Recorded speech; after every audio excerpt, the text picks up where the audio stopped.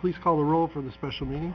Directors Huang, Here. Akbari, Here. Sethy, Here. Aziz, and Gunther. Here. Director Akbari, will you leave us? Absolutely.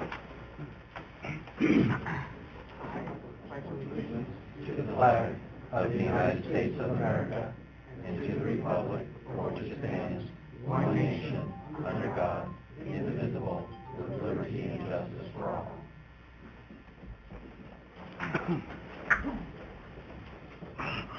Okay, I'd like to thank everybody for coming down tonight. I know probably quite a few want to speak.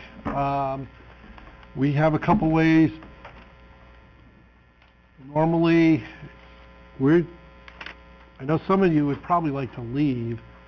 So if you want to leave and not sit, we have a relatively long staff presentation on the financials and other issues here regarding this. If you want to see that, we'll take your comments after that as well. So we can take your comments before it, or if you'd like, we'll take them after. So does anybody want to speak at this moment and then leave? Or would you like to just stay through the presentation and then comment?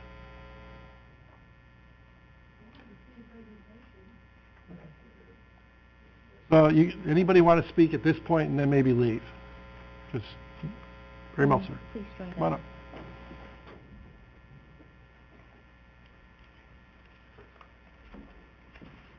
up. My name's Edward Hasbrook. I'm a San Francisco resident, and I took the afternoon out of my work to come here to thank and congratulate you for taking the initiative to begin consideration of acquiring the N3 Ranch for public use. I'm speaking now because the financial questions are going to take months, if not years, to answer. Nothing I say depends on anything that the staff might have to say about specific projections or plans. But what's important is that you start now, start working with other agencies from throughout the Bay Area, and follow through so that this once-in-a-lifetime opportunity for ourselves and future generations is not lost. You're a water district and you're looking at this from the perspective of watershed and water resources. But this land is far more important than that. This is the largest privately owned open space in the Bay Area. And as such, it is an increasingly rare treasure. If it isn't acquired by a public agency, it's either going to be bought for a billionaire's palace or carved up into tens or hundreds of thousands of McMansions and lost to the public as part of the breathing space for people and animals from throughout the Bay Area. I go out there regularly, even though there's very, very little access. There's only one road that even touches this property, Mines Road, south of Livermore. But it's possible to get there, and anybody who's been out there, as I hope you have, knows how precious, how wonderful, and how different from the rest of the Bay Area this is, how important it is that you can take BART to Pleasanton and ride a bicycle and be in wilderness and not see another person or another paved crossroad for 35 miles. And that's just on the one road that passes through without actually even getting out into this property. Figuring out how best to use it for public purposes is a long-term process that won't probably even be resolved before it's acquired. But the key thing is to make sure that this is taken into public ownership so that it can then be developed. We all know, those of us who've been around, I first went out there shortly after I moved to the Bay Area in the mid-1980s, 35 years ago. We've all seen, those of us who've lived here, how development has jumped one ridge and then another ridge and sprawled out through one valley and another valley. There are still places you can go and get out into wilderness, but they're almost all of them that remain are those that have been preserved because they are public property and parkland. I think most people who've been through and seen this land from Mines Road probably assume that it is still open space in which people's minds and hearts can expand and get away from the city. I mean, I go there because I live in one of the densest parts of the Bay Area, in San Francisco, in the city. But it is an outlet for people. And it's been preserved more or less by accident. It's not going to be preserved if government agencies don't take action now. So again, I thank you and I congratulate you, but I really hope that you will not only take the leadership in reaching out to other agencies from throughout the Bay Area and to whatever private foundations, the Nature Conservancy, whoever else needs to bring in funding for this to happen, but don't let this drop. Don't let whatever hurdles there are that need to be resolved stand in the way. Find ways to solve them.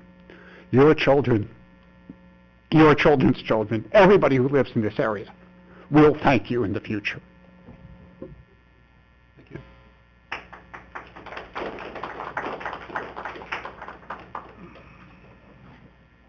Okay. Everybody else then would like to just go ahead and wait for the presentation. We'll go ahead then and start the staff presentation. You will get an opportunity to speak after the presentation.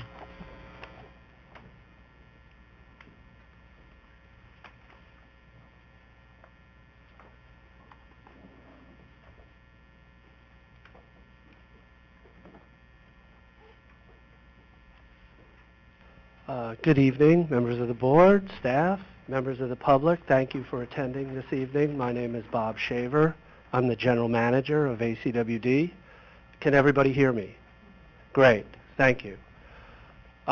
We do have a presentation that we would like to share this evening, and as you know, it concerns the N3 Ranch in south of Livermore. It's a huge property, about 50,500 acres. It's about 80 square miles of area that this property covers. It spans 4 different counties. It has a main residence. It currently has a number of hunting cabins on it. And it's able to support a number of cattle. Also has 200 miles or so of unpaved roads in the property. Most of the area is pretty rugged. Not really accessible that easily. This is the headquarters area on the property, and it's one of the few relatively large flat pieces of real estate. But it consists of steep canyons, tall peaks. Here's another view, very pretty. So from the Water District's perspective, one of the things that caught our attention and the board's attention is that the property overlies a number of sub-watersheds of the greater Alameda Creek watershed. And what this map shows is that a large portion of the property is just upstream of Lake Del Valle, which is owned and operated by the state of California as part of the State Water Project. ACWD has some water rights in Lake Del Valle, as well as Zone 7 Water Agency that serves the Livermore, Pleasanton, Tri-Valley area. Other part of the property, it goes into the Alameda Creek, Upper Alameda Creek Reservoir, which is part of the water supply for the county and city of San Francisco. And that's shown in sort of this light purple color here. This is Calaveras Reservoir.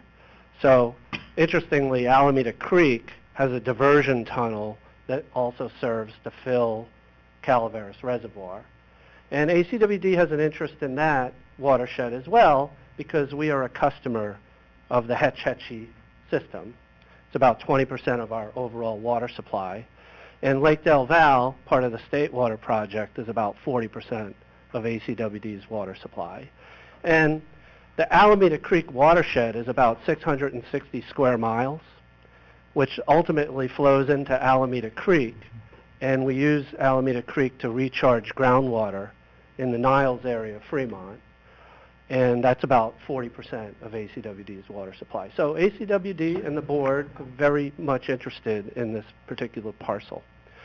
There is a part of the parcel that sort of spills over the ridge into the San Joaquin watershed, but that's not the largest part of the parcel. So when it comes to ACWD's interests as a county water district, there's a number of elements if ACWD was going to acquire a portion or the whole property that would have to benefit ACWD and its customers. So if you look at the code, it pretty much says that, you know, it has to, for ACWD board to consider property acquisition, it has to benefit either water supply, water storage, water preservation, water quality, or have some sort of environmental mitigation or protection benefits. Pretty broad, but not unlimited in terms of the rationale that would be required to be met for ACWD to make a property portion. So I wanted to cover those elements as well as just have a brief preliminary discussion about potential partners on property acquisition for the board's consideration. And then about half of this presentation this evening will revolve around financial considerations because obviously the board is very concerned about the financial impacts to ACWD's ratepayers and then potential next steps. So in terms of water supply and water storage, the property itself, the N3 property itself, likely does not have substantial water rights. There are stock ponds on the property, but there's not a lot of water use other than that. And therefore, from ACWD's perspective, what we would be worried about is if there was some development in the in the watershed upstream of Del Val, could that somehow negatively impact ACWD's water rights and water supply? And the answer to that question is not much. On the flip side, though, if ACWD was to try to develop a new, say, water storage reservoir upstream of Lake Del Val, there's not much water to be had either. Because Lake Del Val, the dam itself, you could argue, is oversized for the watershed. The state pumps water into Lake Del Val to maintain the levels for recreation purposes and other purposes associated with the state water project system. But in many years, the watershed itself isn't abundant enough to fill the reservoir itself. So from a water supply, water storage perspective for ACWD's interests, that's not particularly huge, but there's some potential benefit there. ACWD in the past has looked into potential facilities for potential water supply development. One of them was to build a new dam upstream of Lake Del Val in the N3 sort of ranch area. But the determination back in 2009 was it would be very expensive and the water yield, again, wouldn't be that great. So in terms of developing new water supply, the upstream dam of Lake Del Val was dropped at that time, and ACWD has been pursuing other alternatives, such as participating in the expansion, the potential expansion of the Los Vaqueros Reservoir in Contra Costa County. Additionally, Lake Del Val is operated in a manner that is also suitable for the East Bay Regional Park District, the Del Val Park there. It's potentially feasible to operate that reservoir at higher levels, but that would inundate East Bay Regional Park District facilities, and that's been a limitation on the operation of the reservoir. Additionally, Lake Del Val has a flood control element to it, so it's the ability to operate the reservoir at higher levels is limited by that currently by the U.S. Army Corps of Engineers. In terms of water preservation, water quality, so the property is located, as I mentioned, above some critical water infrastructure, such as Lake Del Valle, Calaveras Reservoir, and the greater Alameda Creek watershed. And as was mentioned, obviously this is a rare opportunity to protect watershed land. Again, it's rugged terrain. I've mentioned to the board at the September board meeting as well as last week at the October board meeting that based on my discussion with the owner's representative as well as some other parties that are interested in acquiring this property, that the feasibility of intense development is likely not there. So development, if it happened at all, would likely be pretty low density for sure. Maybe McMansions, ranchettes, something like that. You can make an argument from a water quality point of view that the current cattle operations might be worse for water quality than some sort of less intensive development. And then I also wanted to point out that Lake Del Valle actually currently allows powerboats in the reservoir, which is not optimum from a water quality point of view. In terms of environmental mitigation and protection, this was kind of a brainstorming element that came out of a previous board meeting. It could be possible to establish a conservation or a mitigation land bank in this area, and that has potential significant benefits to water agencies like ACWD.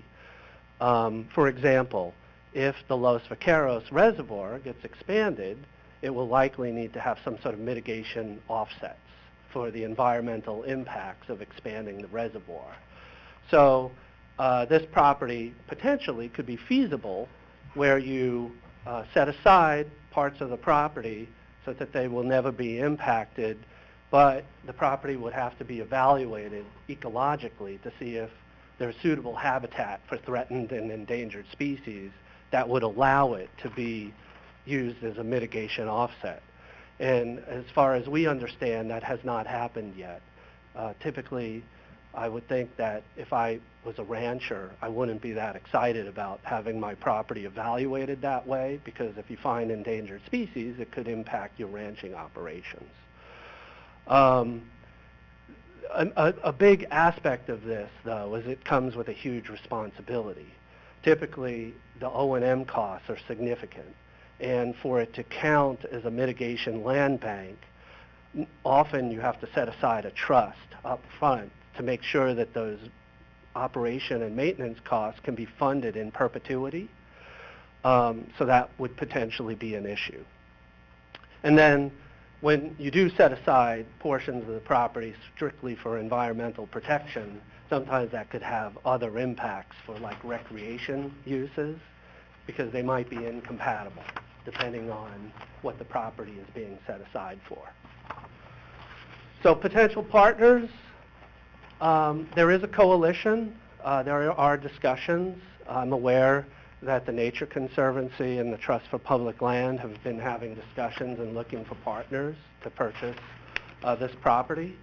Potentially for ACWD, that could be a benefit because we could participate in a coalition, get a lot of the benefits of having this property protected, yet have it be at a lower cost to our ratepayers. But serious negotiations or discussions with any coalition members have not happened, because right now we're in a dialogue with the board of directors to kind of see what they want to do, and they've asked a number of questions, and part of the purpose of this workshop tonight is to respond to their questions, in particularly some of the financial aspects of this. And then a potential downside of being involved in a coalition is it could take a lot of time, and in the meantime, a Mark Zuckerberg or a Jeff Bezos could swoop in and have a trophy ranch, which from an environmental protection point of view may or may not be the optimum thing. In terms of financial considerations, I'm going to pass this over to our manager of finance, John Wunderlich, who's going to go through about almost 20 slides of financial implications. So just bear with us These are specific, detailed issues that the Board of Directors asked about as they try to, determine what they think is in the best interest of the district and its customers. So thank you.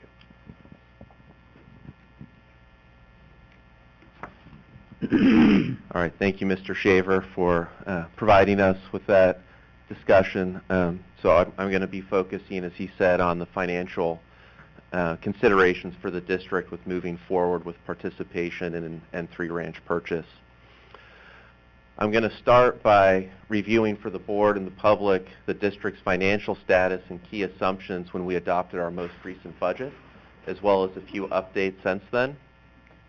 Because any significant participation in this would require us to issue debt, I'll then review the district's current debt status and plans. Then I'll review a few scenarios for participating in an N3 ranch purchase. Some of those scenarios would include rate increases. Some of them would not. And we'll show you how that affects our long-range financial plan. And then we'll conclude the financial discussion.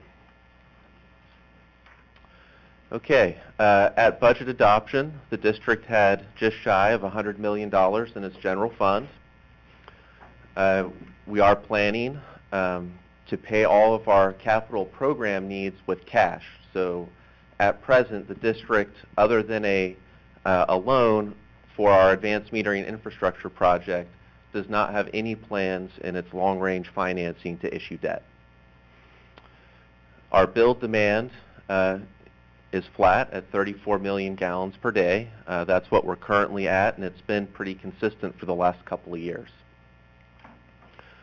Our long-range financial planning does include commitments or projections to participate in existing water supply projects, including Delta Conveyance through the State Water Project, as well as partnering with Contra Costa and other agencies on Los Vaqueros Reservoir expansion, and then also purified water.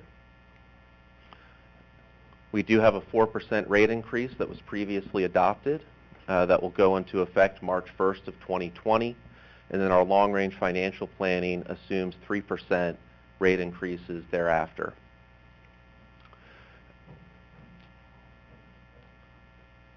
And so this is kind of what it looks like in graphical form. The top chart is general fund year-end balances.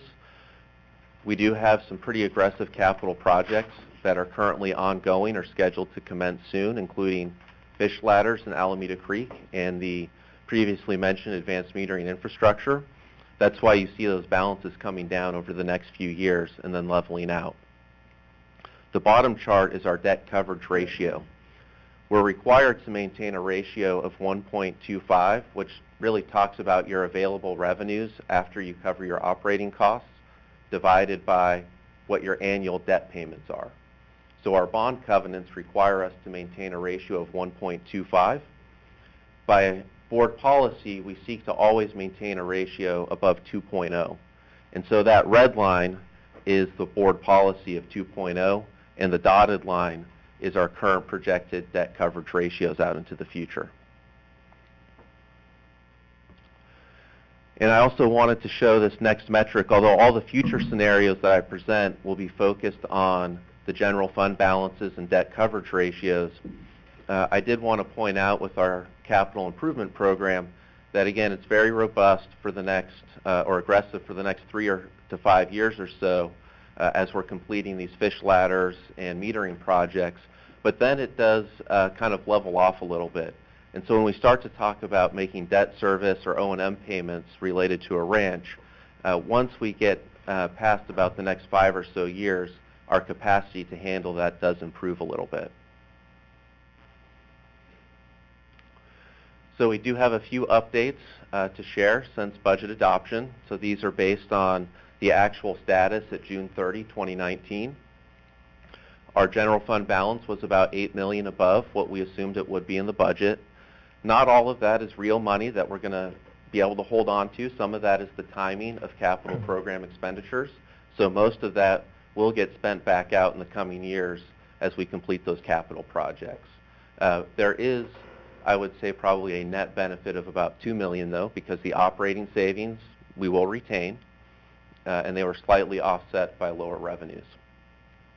There are also a couple of updates that have, on a year-to-year basis, are pretty small, but when programmed out over, say, the next 6 to 8 years of modeling, do add up to a sizable amount of money. And that is that we did have more meters in the ground and in service at June 30 than we previously projected. Development activity continues to be higher than our previous projections in the community, and so that does add about $250,000 per year in revenue. And then also, because of the higher fund balance, about $200,000 a year in additional investment earnings. And so this is the same charts I just showed you at budget adoption, updated with those 3 updates I just discussed.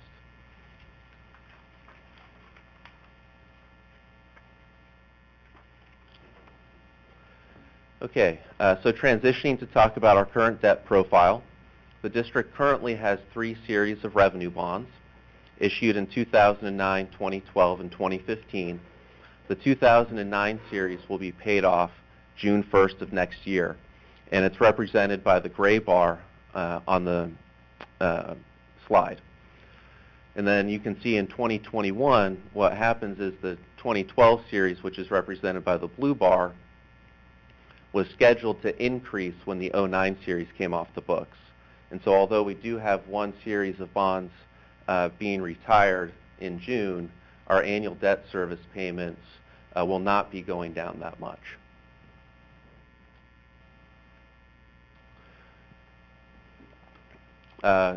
So some of the other things I'll get into just a little bit is that our 2012 bond series can be refinanced in 2022. That may come into some of the district plans depending on how we proceed relative to the ranch. And again, the 2015 series can be refinanced in 2025. And again, those time delays are based on being able to refinance on a tax-exempt basis. Not included in the chart I just showed is that the district does plan on seeking a $14.5 million loan from the state revolving fund to fund half of the advanced metering and infrastructure project. And although it's not existing debt, our financial planning does assume that it comes into play starting in the 2021 fiscal year. And actually will make up most of the savings we would experience from our actual existing debt.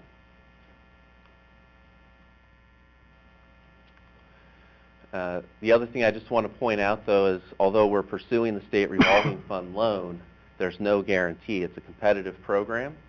We may not get it. And if we don't, probably what we would be looking at doing is in 2022, when we refinance the 2012 bonds, adding debt to that bond issuance to fund the AMI program. And that could affect some of the costs that are presented this evening. And the reason for that is because we only pay 1.9% interest on the state revolving fund program. It's a subsidized state loan guarantee program through the State Water Board, whereas we would probably pay almost double the interest rate on district-issued debt. And so that can have a meaningful impact when you talk about a significant debt issuance. Now, moving forward with all the scenarios I'm going to present for the finances, we assume we would pay the asking price of $72 million. Obviously, the district would attempt to negotiate the best price it could, so the actual financial implications could be significantly lower or higher than what's presented this evening, depending on the actual purchase price.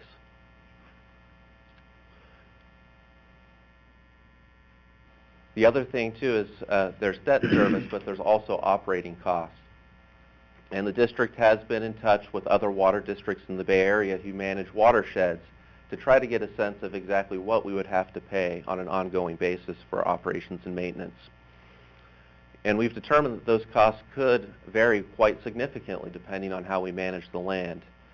For example, if it were just leased as ranch land with minimum efforts made to maintain the property, the cost would probably not be very significant, yet the potential risks to the district as far as wildfires or other issues could be significant.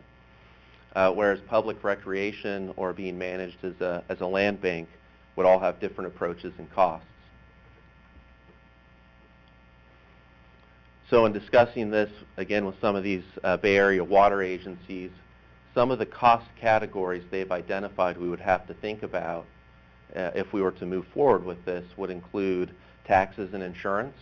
Even though we're a public agency, there is some potential that we could have to pay property taxes on a property outside of our jurisdiction. That's something staff would have to research more fully to get a definitive answer on. There would be staffing. We think at minimum we would probably need some type of forester, biologist, as well as staff to manage any maintenance that's needed, given the number of roads, buildings, fences, bridges. There are a lot of facilities on this size property that would need to be maintained.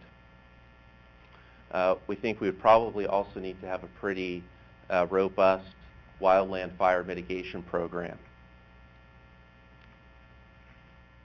So that's kind of what we see as the main O&M costs. And based on the information that's been provided to us, we roughly estimate $4 million a year in ongoing operations and maintenance costs. And so the scenarios that are presented today are based on a $4 million O&M cost, with the exception of the coalition scenario. In that scenario, we assume we would only share a portion of those O&M costs. To provide context, $1 million is equivalent to about a 1% rate increase. So if you were to assume that it costs $6 million to operate, that would be an additional one-time 2% rate increase. If you assumed it costs $2 million a year to operate, then you could lower any potential rate increases one time by 2%. So just to give you a sense of the scale and those interrelations.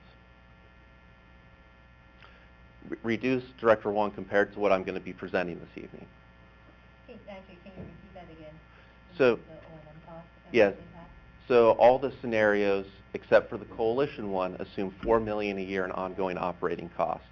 So what we don't have is kind of different permutations of that. What if it costs $6 million? What if it costs $2 million? And so assuming $4 million, what's the potential rate impact? So a 1% rate increase corresponds to approximately $1 million in revenue. Okay. So if it's $4 million, it's about 4%? Correct. Okay. Okay. Yep. All right. So with that, we have 3 initial scenarios to present. These scenarios, again, all assume rate increases to fund the increased cost. Once we get through these scenarios, we'll talk about a couple of scenarios with no rate increase. The first scenario assumes that we're going to fully finance the AMI project through the SRF program. Given the favorable interest rates available in that program, we think it's advisable to maximize what we borrow for that project first before we go into issuing district bonded debt. And so in the first scenario, that's all we would do, and that would free up approximately $10 million of cash flow to participate in a coalition. Again, the exact amount we would commit to a coalition would depend on what sort of guarantees they could provide us about meeting our interests through that coalition. The second option or scenario I'm going to present assumes that in addition to the full financing of AMI through the State Revolving Fund program, we would issue district debt in the amount of $61.3 million, which combined would provide $72 million to purchase the ranch. The third option assumes that we do the AMI financing plus we do more than is needed just for the ranch purchase, and then we use those additional proceeds to manage the cash flow of our CIP. As presented with the CIP, it declines in about 5 years, and so the intent of that would be to help manage the cash flow in those first few years. All right, so this is the first scenario. This is based on the full State Revolving Fund loan for the AMI program. Advanced Metering Infrastructure. And so with this approach, we maintain debt service coverage well above our stated goal of 200%. We're able to maintain reserves above the target balances. And this assumes that in 2021, we would do a 4% rate increase instead of a 3% rate increase. And then, so that would be,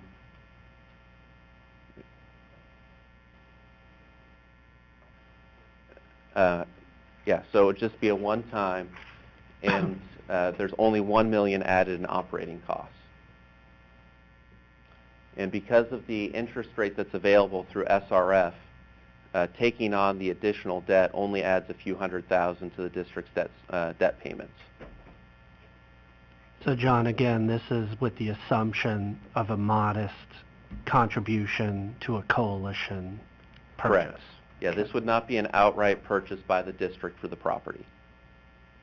Jonathan, so it seems that we'll get 100% financing through the SRF loan, correct? Correct. So if we're not able to get it through the SRF program, in 2022, when we refinance our 2012 bonds, we would need to also take on new money at that time to finance the cost of the AMI project.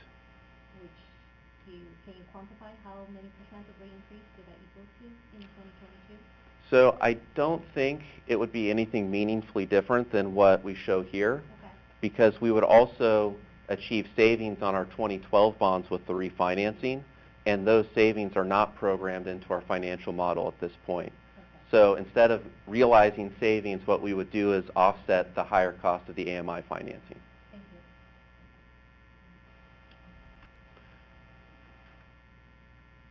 All right, so this is the second scenario. This assumes we purchase the ranch outright as the Alameda County Water District. It assumes the full AMI financing as well as a $61 million district-issued bond to fund the remaining purchase price.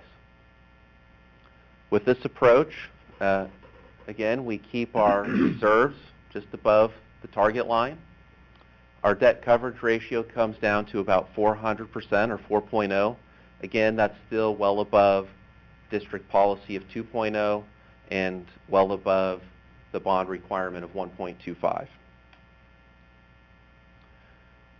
We also have $4 million of annual operating costs that are added in this scenario. But instead of having rate increases of 3% each year, we would be looking at increases of 6% in 2021, 6% again the following year, and 5% the year after.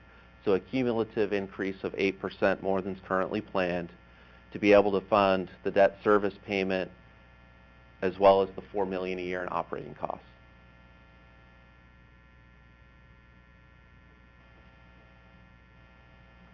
And just to clarify, none of the scenarios include any kind of non-water revenue that could be generated from the property?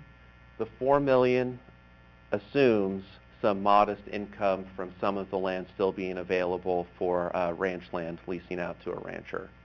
But it's not, it assumes that primarily we're operating the property in other manners, right? So it's not the most aggressive approach as far as if we're trying to minimize operating costs. Thank you. All right, so this is the third scenario.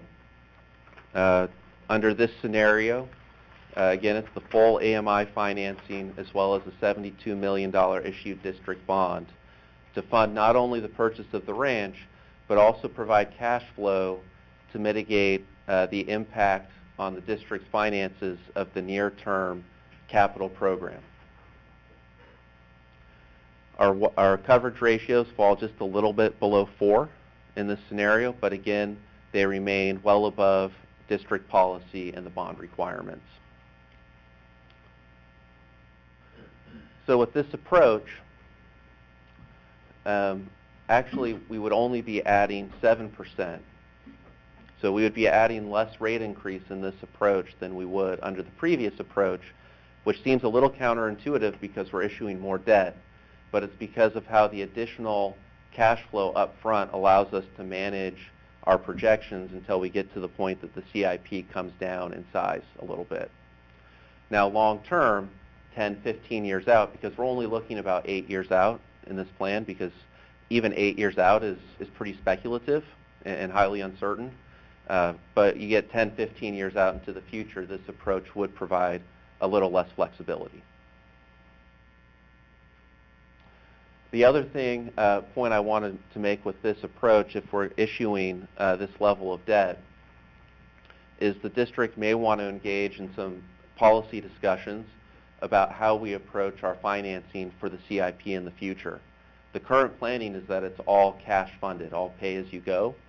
But as we issue more debt, we're going to become more volatile to potential unexpected rate increases, as there may be spikes in CIP spending from year to year.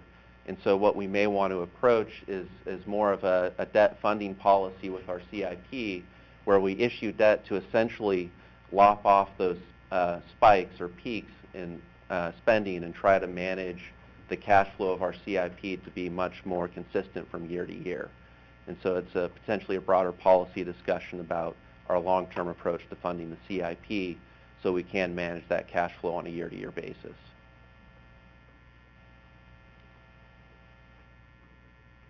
Okay, so now I'm ready to turn the page to some of the things we would have to think about if we wanted to purchase the ranch without any rate impact. The scenarios I present for this approach are the same as scenario 3, in the sense of still doing full financing for the AMI project, as well as the full debt issuance for the ranch. Now, when we were considering as staff what are some of the things where we could save some money, again, these aren't necessarily things we would recommend doing. These are things that we've deliberately talked about and made deliberate decisions about as a district. But these are some of the areas that we felt we had to look at if we were looking to achieve the kind of savings it would take to finance the ranch without a rate increase. And so the first one was water system reoperation. What that would mean is selling a certain amount of our guaranteed supply from San Francisco and operating the blending facility at a higher hardness target, because you would be mixing slightly more groundwater with the San Francisco water. But potentially runs contrary to the kind of purposes of why we would be pursuing the ranch. One option would be reducing CIP spending. The largest single recurring line item is the main renewal program.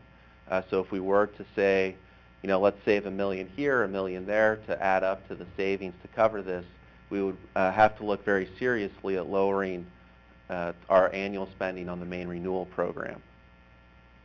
And then the third option is reducing our advanced funding payments. These are completely voluntary payments, the advanced funding. They range from about $4 to $7 million per year over the next 13 years. But again, this is something we've deliberately talked about as long-term, providing a financial benefit to the district and our customers. The last option is taking a less conservative approach to our financial planning. Again, these are things we've deliberately talked about. We are intentionally conservative with our financial planning. As Mr. Shaver would say, there are two things we cannot run out of: water and money. And so we're intentionally pretty conservative both with our water supply planning and our financial planning to make sure we never end up in a situation where we're confronted with serious decisions along running out of either of those two things. But just to talk a little bit more about how conservative we are with the financial plan, again, we assume that we spend all of our O&M and capital money every year. We assume that water demand is going to stay flat indefinitely. Now, based on what we've seen the last few years, that might be very true. That might be what happens. Now, our water supply planning does assume very modest growth year over year in their model. We assume that we're a full participant in some of these water supply initiatives, both in Los Vaqueros and Delta Conveyance.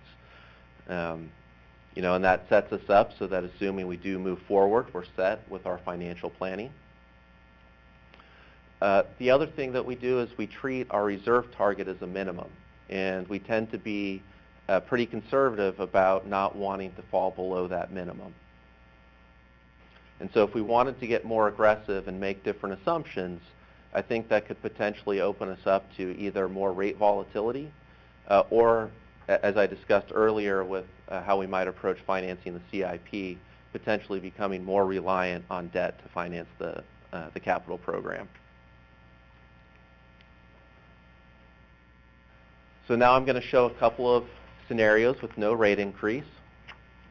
The first scenario does not assume any savings. It's just, I just want to show you the picture of what the model looks like if we were to make the purchase and we don't make any adjustments either to rates or spending. And then with the second scenario, there are some savings assumed that could be from a combination of those different factors or maybe other ideas that I haven't presented this evening that we just kind of haven't thought up yet. So this is the first scenario based on no adjustments to rates or implementing any savings measures. And you can see that our general fund ending balances declined pretty substantially, and we're about $30 million below the policy target by the end of this shown planning window. Debt coverage, though, is still above the policy target.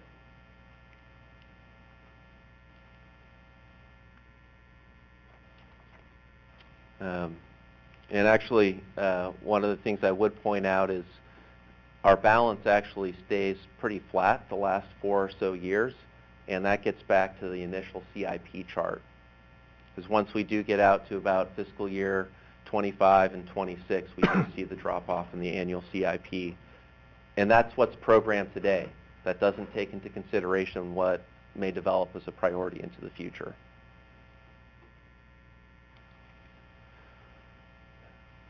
Okay, so with this next option, it assumes that we identify $3.5 million of annual savings through some combination. We're not making any proposal for exactly how we would do that within those various options, but it assumes we find about $3.5 million in savings. So essentially just about enough to offset the operating costs we would anticipate from outright ownership of the ranch.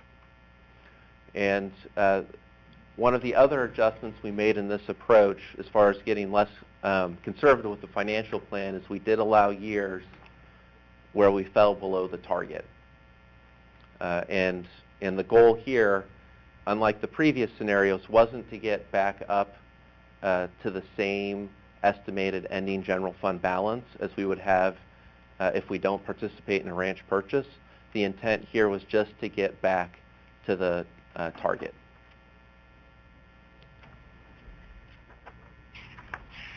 Again, cannot emphasize enough that talking 8-9 years into the future is highly uncertain.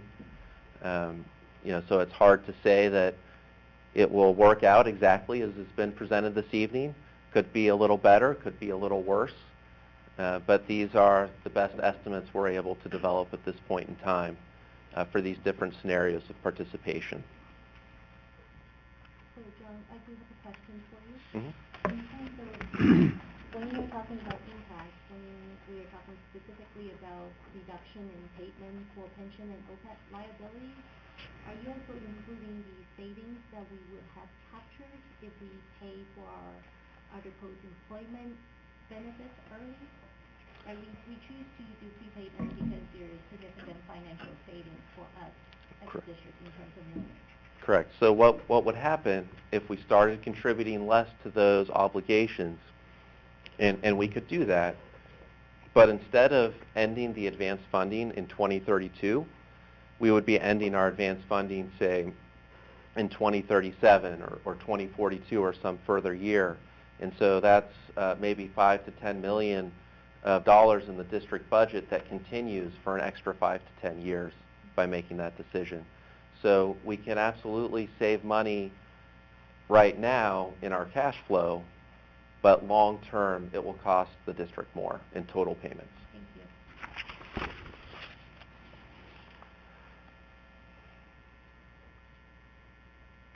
Okay, a couple of other things I wanted to bring up before I wrap up the financial discussion. You may recall that at our May budget workshop, we asked the board this question of, should our financial performance exceed our projections in the budget, what are the board's priorities to do with that? And a number of priorities were listed that range from simply maintaining the funds in our reserve to mitigate against future uncertainties, maybe new emerging capital needs, not issuing debt for the AMI program, speeding up even further our payoff of those pension and OPEB liabilities, perhaps over the course of time, ramping up our main renewal program, and then, of course, mitigating the need for future rate increases. And so those ideas were all brought up by various board members. The other thing, too, that I'd like to maybe make a small focal point is that government code does not list real estate as a permissible investment with our reserve funds. And so, Mr. Shaver has reviewed some of the reasons related to our core mission that would potentially justify this purchase or participation in a coalition. And any interest in moving forward really needs to be focused on those core mission issues and not related to how this may or may not affect financial investments. So in conclusion, I just kind of list out some of the issues we've talked about, but really, as we have gone through the finances and looked at how this affects our financial planning model, from our perspective, there's a path forward to make the finances work. And so really, for us, the discussion has been, we know that financially it's feasible with some of the options we've presented to participate, but that participation does compete with other priorities. And so how does the board feel as far as should we participate rather than financially can we participate?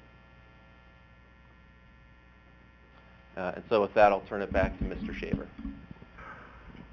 Thank you, John. Appreciate that presentation. So, yeah, getting back to that could we or should we thing, I probably could buy a Corvette and spend my daughter's college fund on it, but the question is, should I? And, that's an issue, and it's a matter of priorities.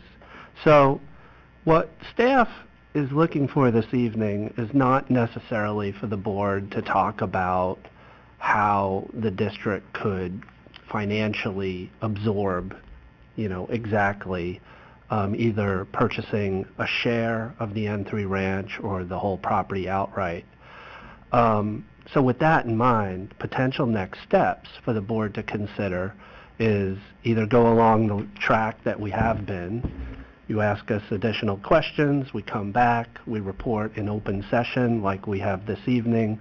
The board's been very adamant about, at this phase of the discussion, having it in open session to be transparent to the public. If the board wishes to move forward with serious negotiations with either the representative of the property owner or begin discussions with the coalition in earnest, it would require future board action to appoint negotiators, and then you would have the ability to meet in closed session to discuss price in terms of payment. And, price can be a pretty broad discussion item. That does not mean that you would have to move forward with any purchase. It's just that you are going sort of the next step in the process. The board could choose to just continue monitoring the situation, or some other possibility that I haven't come up with, but maybe one of you has an idea. So that's where we are in terms of this evening. I hope this information was helpful and responsive to your requests for additional information, especially on the financial aspects of this. And so with that, we're concluding our presentation, and then hopefully the property owner's representative is on the phone. So our thought was that person, Todd Renfrew, may wish to address the board. He's in San Diego, I believe, this evening, and you may have some questions for him, and then you could open it up for public input. But Mr. Renfrew is under the understanding that he would have an opportunity to talk to the board at about 5 p.m., and we're 6 minutes off. I'm here, Bob. Okay, great. Thank you, Todd. Yeah. Yeah, so Mr. Renfrew, would you like to introduce yourself? Just to give you context, we have our 5 directors here, President Gunther, Vice President Huang, Director Akbari, Director Sethy, Director Weed, and we have maybe about 25 members of the public in the boardroom. So with that, if you'd like to make some remarks to the board, and then hopefully you can hang in there to respond to any questions that the board may have, and then we will let you go to enjoy the beautiful San Diego weather. Yeah, hi. My name's Todd Renfrew, and I'm the broker and owner of California Outdoor Properties, and we are representing the seller of the property. I am currently on vacation, and I'm talking on a cell phone, so hopefully you can hear me and I don't lose you, and I apologize if it's not coming in well, but I'm open to answer any questions I can. We're excited by the interest of you guys, and look forward to working with you.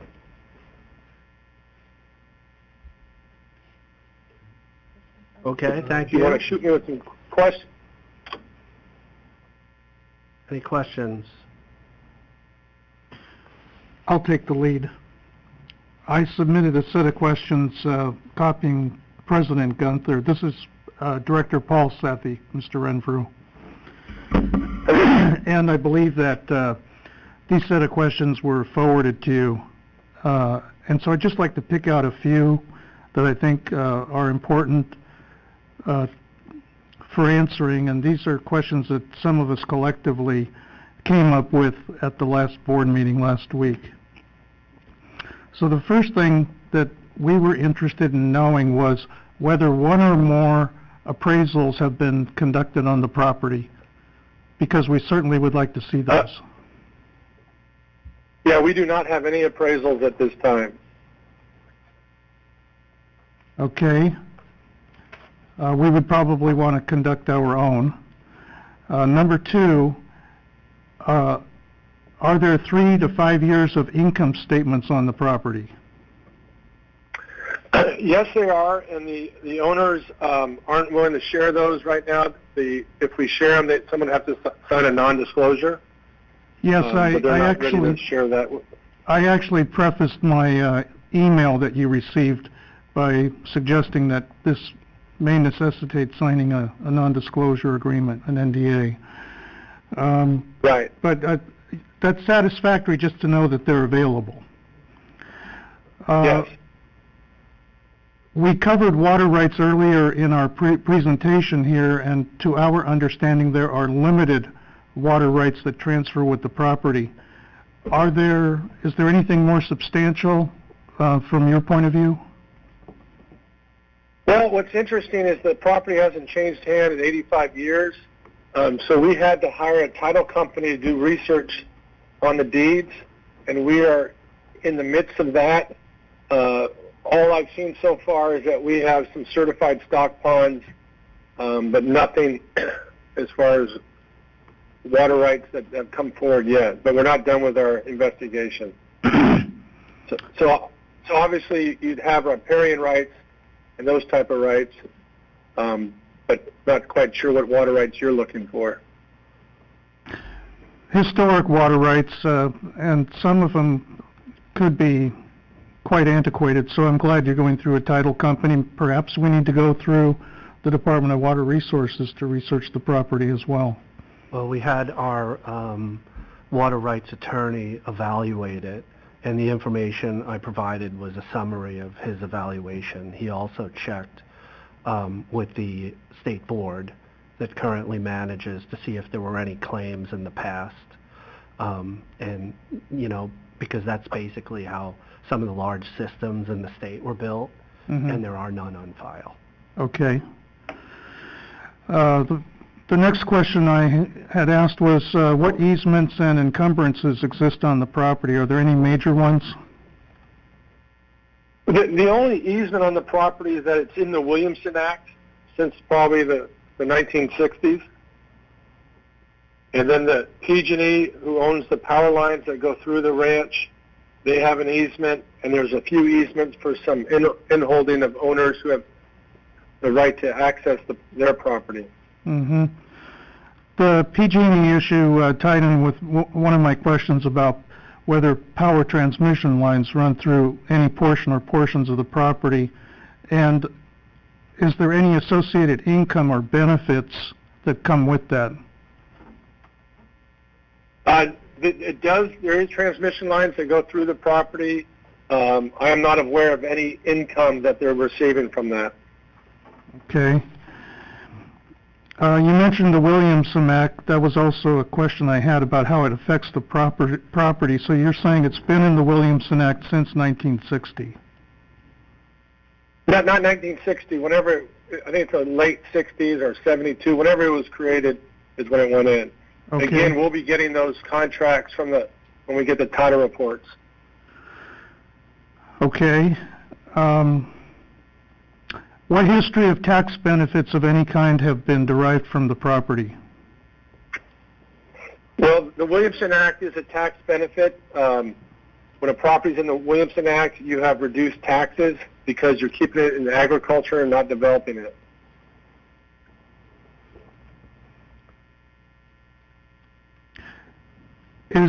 We've all seen some of the preliminary information from you, but is there a comprehensive prospectus or selling package on the property? The main marketing package is probably 14, 15 pages long. I don't know if you've seen that. Yes, I have. We have. Okay. And then when we receive the title reports, then we'll be given a backup documentation as we get all the information from the title company. Okay. This is just for the audience to know here, but I'd asked another question about, and you don't have to answer the question here. This would have to be in proper negotiations. But I think we're all curious as to what would be expected in terms of a non-refundable earnest money deposit on the property or non-refundable option to buy on the property so that we can secure it properly and then try to work on all the details of closing a transaction. Yeah, when I talked to the owners about this yesterday, they are not ready yet to give that number. It's something they need to think about. This is obviously a big decision on their part, and they want to talk with their attorneys and accountants. And I think I had one last question which I skipped over, which was, are there any leases that currently exist on the property? The last lease, they used to have a hunting lease that was stopped this year, and the last cattle lease ends in the end of the year. Okay, that satisfies my questions. I'll turn it over to another director here.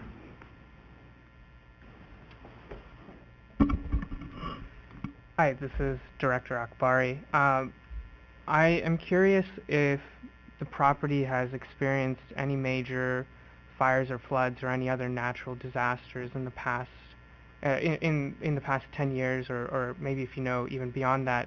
And have the current owners experienced any trouble? Procuring insurance on the property? Those are good questions. I am not aware of any. They've had fires on there. I am not aware of any large.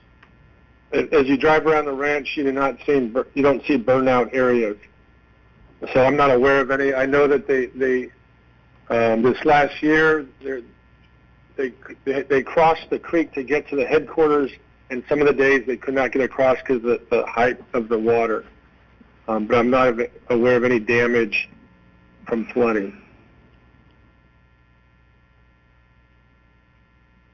Okay, and no. As far as in insurance, that has not been an issue raised to me. Okay.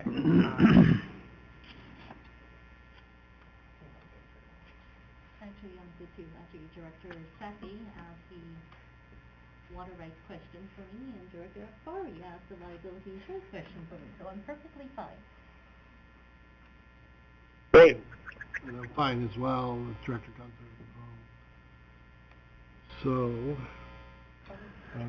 So unless there's, well, I have a question. This is Bob Shaver, just crossed my mind.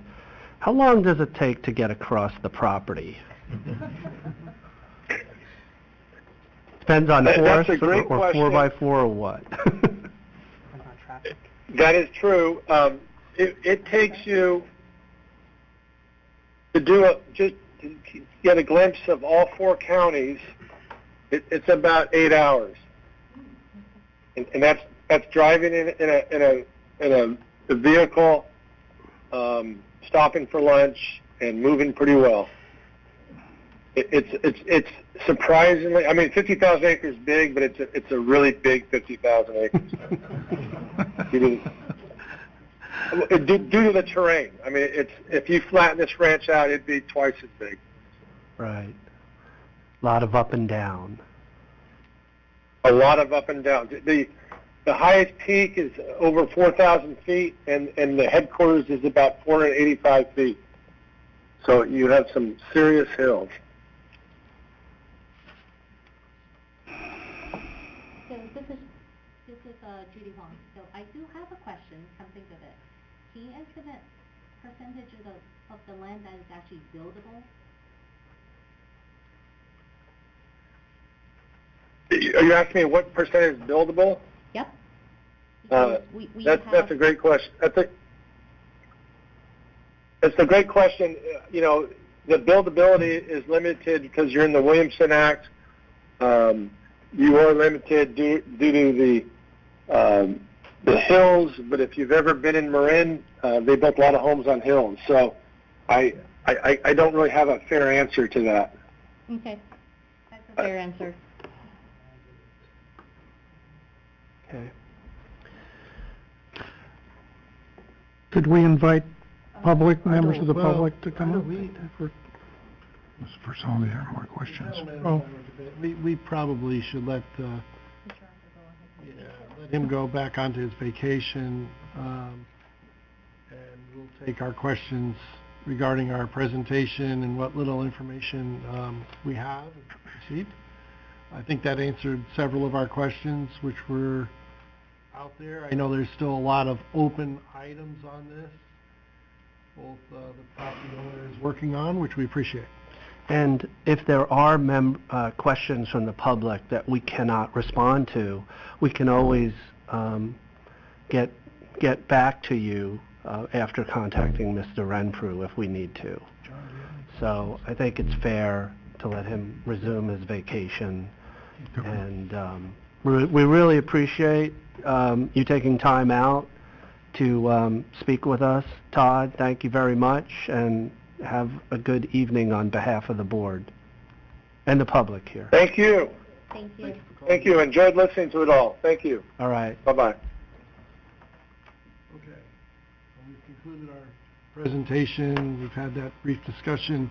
Approximately how many people want to speak this evening? Half a dozen, yeah. So maybe give them 5 minutes each. That's a half hour. So Do you want to take a break? with that number, we're looking at about, we'll go with 5 minutes each. Hopefully that's enough. So if you could come up, how do we want to, do you have cards or? No, we have no cards, but timer if you'd like, or if I can. We can just give a 1 minute verbal warning, and then this clock is pretty obnoxious when we use it. So it's really, for a more irate audience. Yeah, maybe about 5 minutes each. We'll give each speaker a 1 minute warning, and then we have to kind of keep it consistent, though, once we start working through it.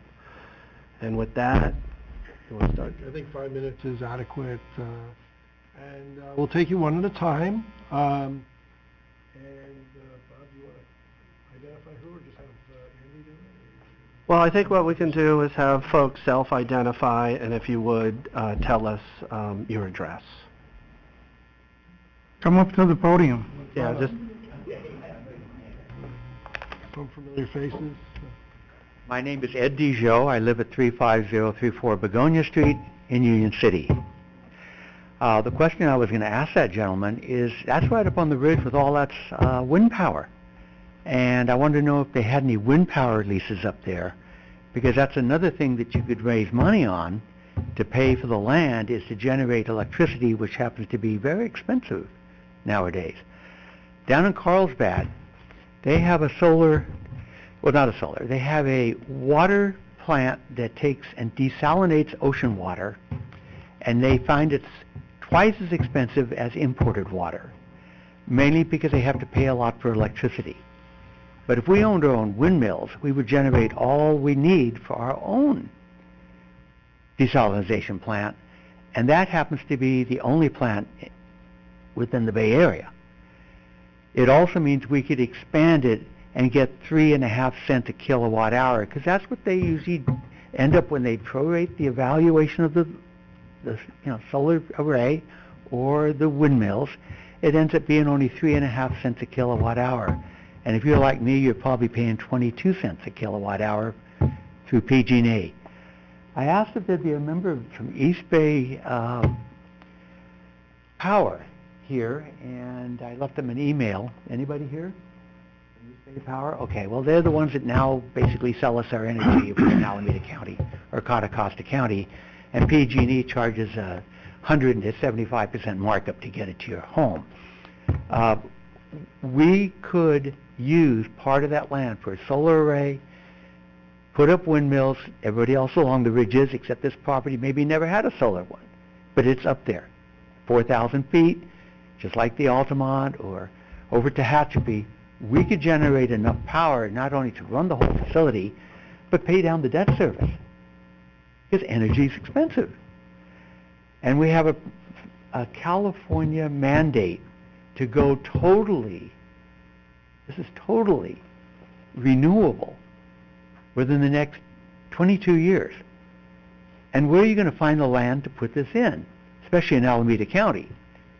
If you don't buy it, somebody else is going to, an oil company will come in and they'll buy it and they'll put in 2 gigawatts. Oh, by the way, 2 gigawatts takes only 5,000 acres, and you're buying 50,000 acres.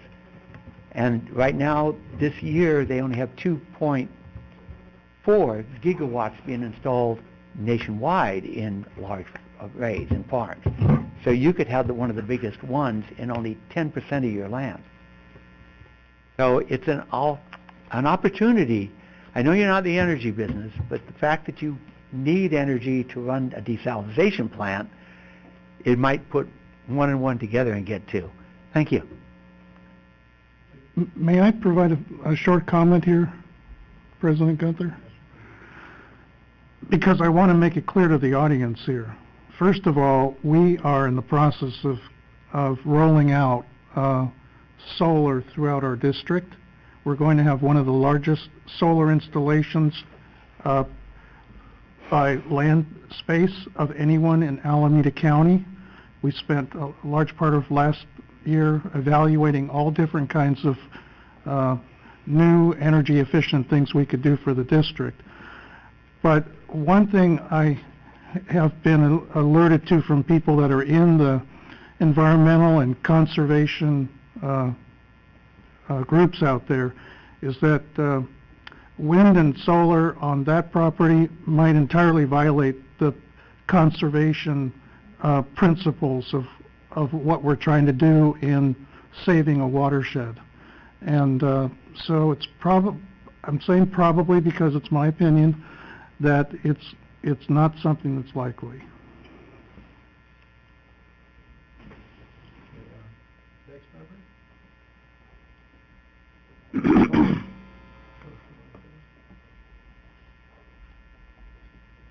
Good evening, fellow board members. Martin Kohler at 250 Orchard Drive, Fremont. I'm going to back up a few years and discuss a meeting that the board went to in Sacramento, and it was a work panel that was discussing the watershed compromise in the valley and what's happening with the contamination impacting the delta and the valley in general. And there was about, I want to say about 15 scientists and professors from various universities that were discussing the issue. What caught me listening to this discussion panel was the fact that it's happening in the Mississippi Valley, in the central part of the United States, and it's been a problem for 50 years. What I asked the panel, I said, you know, you don't have to reinvent the wheel.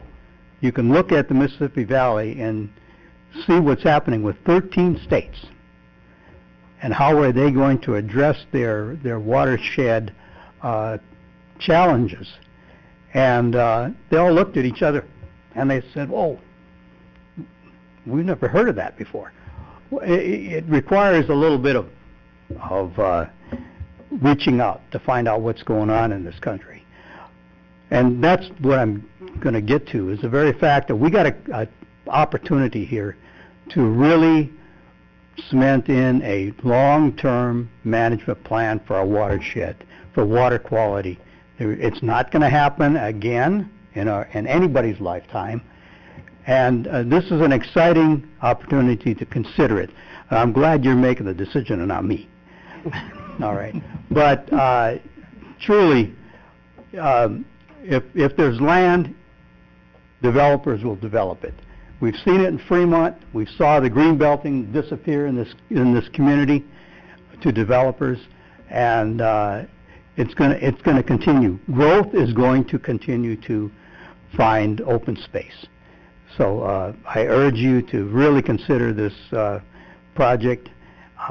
It's a big project, and it's a very serious project. But thank you for your time.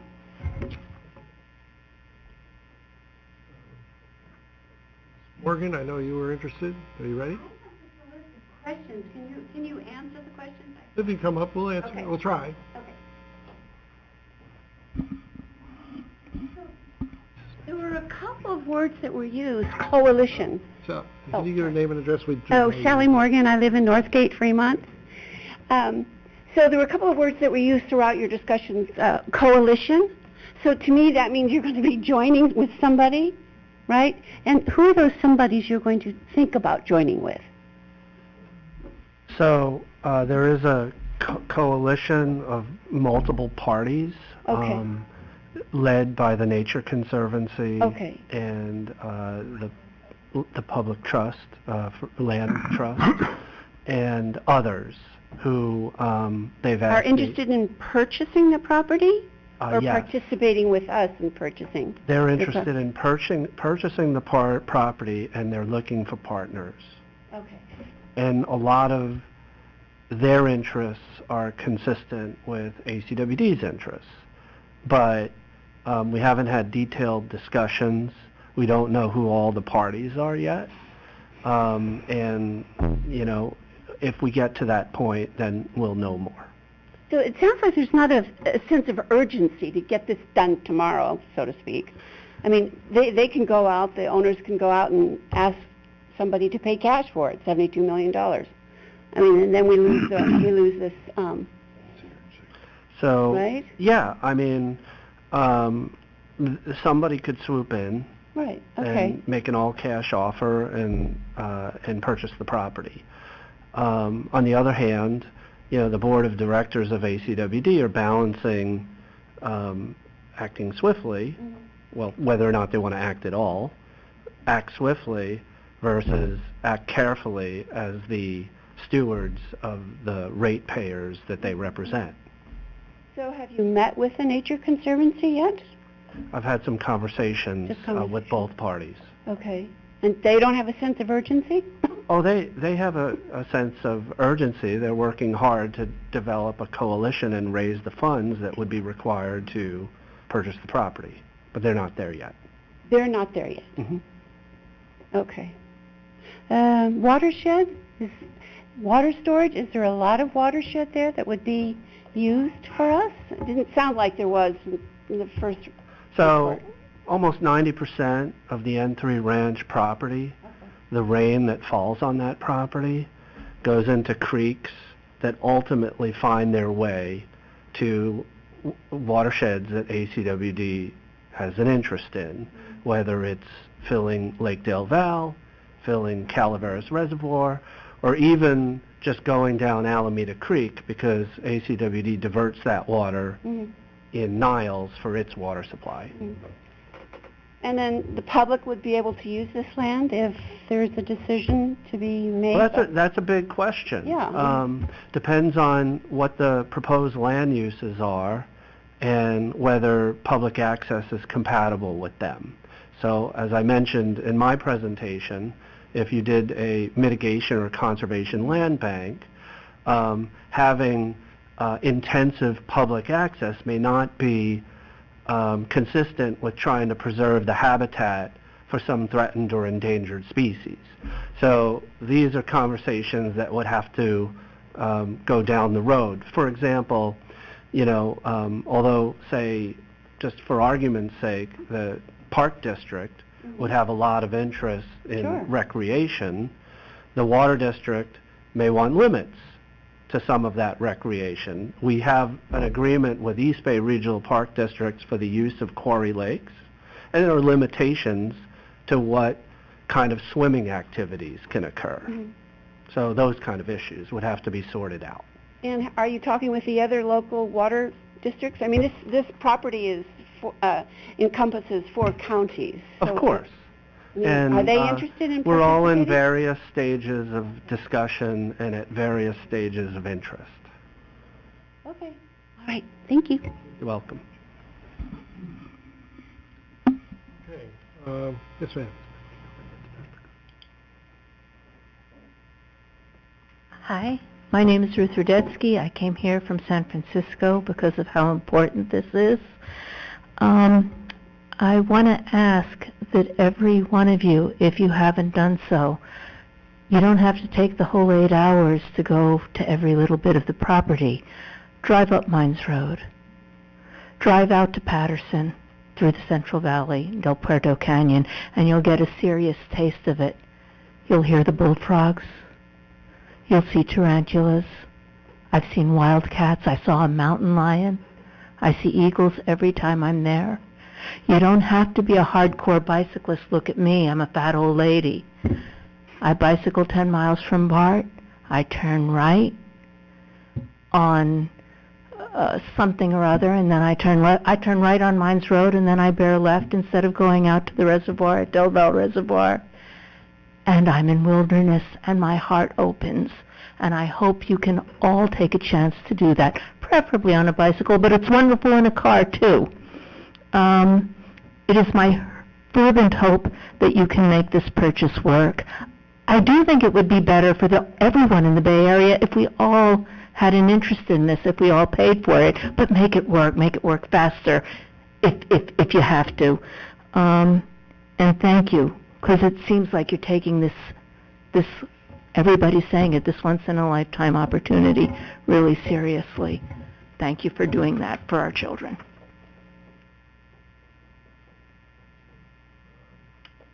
There were several others.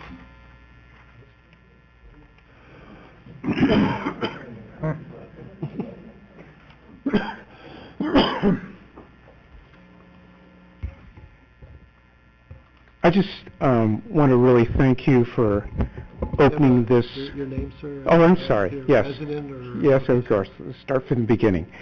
My name is Jim Hansen. I'm the Conservation Chair for the East Bay Chapter of California Native Plant Society.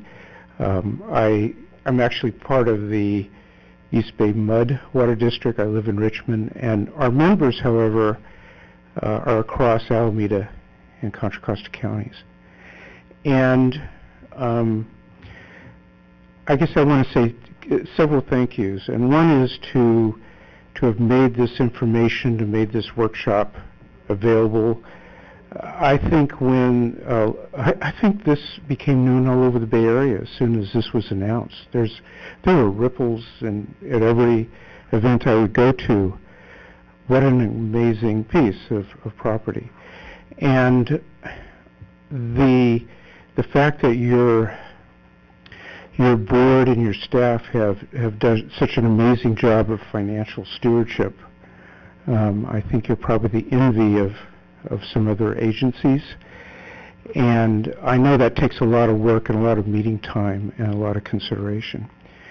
So you've kind of looked at today and shared with us what you can do and what some of the considerations are, both in terms of rate and benefits and opportunities compared to benefits and opportunities. I think I want to second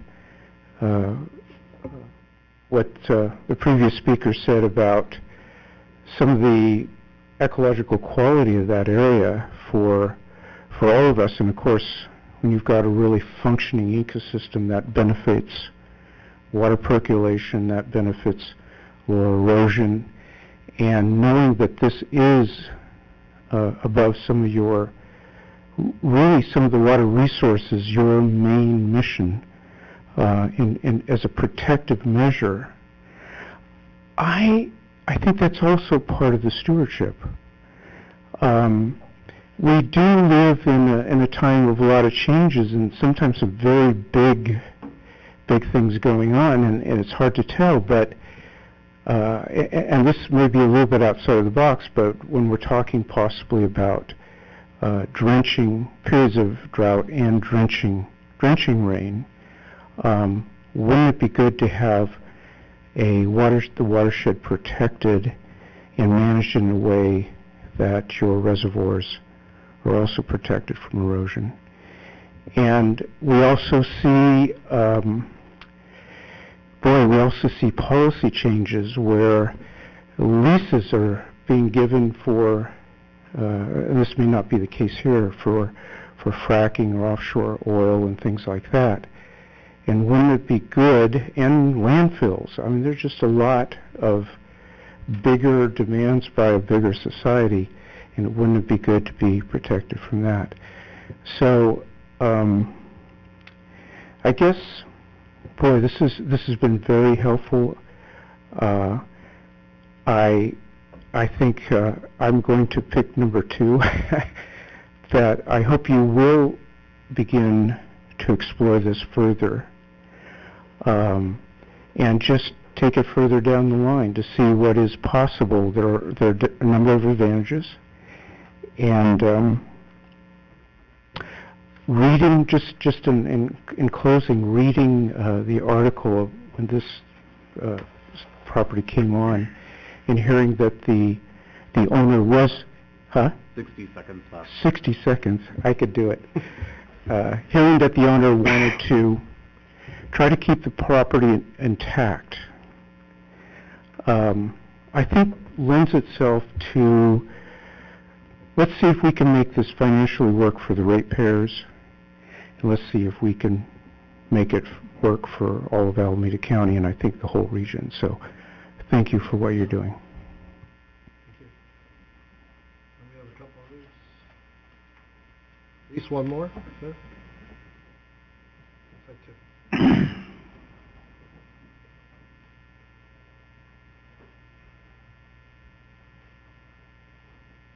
I'm Chuck Gebhardt. I live at 3671 Sutton Loop in Fremont. I is not getting the total background on this. I assume that the person who would purchase this is probably will not, if it wasn't this, wasn't you, it'll be somebody who probably won't keep it within the Williams Act. I don't know, is there any place that you know that you can buy an acre of property for $1,425? Which is basically what you'd be paying for this. I would think it would be a developer's dream, and so I would kind of go along with whichever scenario works the best to maintain this as it is now. And I don't know, I assume that without your group's participation in this, it'll go to somebody that'll develop it or will keep it with a lot more cows than there are now. Thank you. Thank you.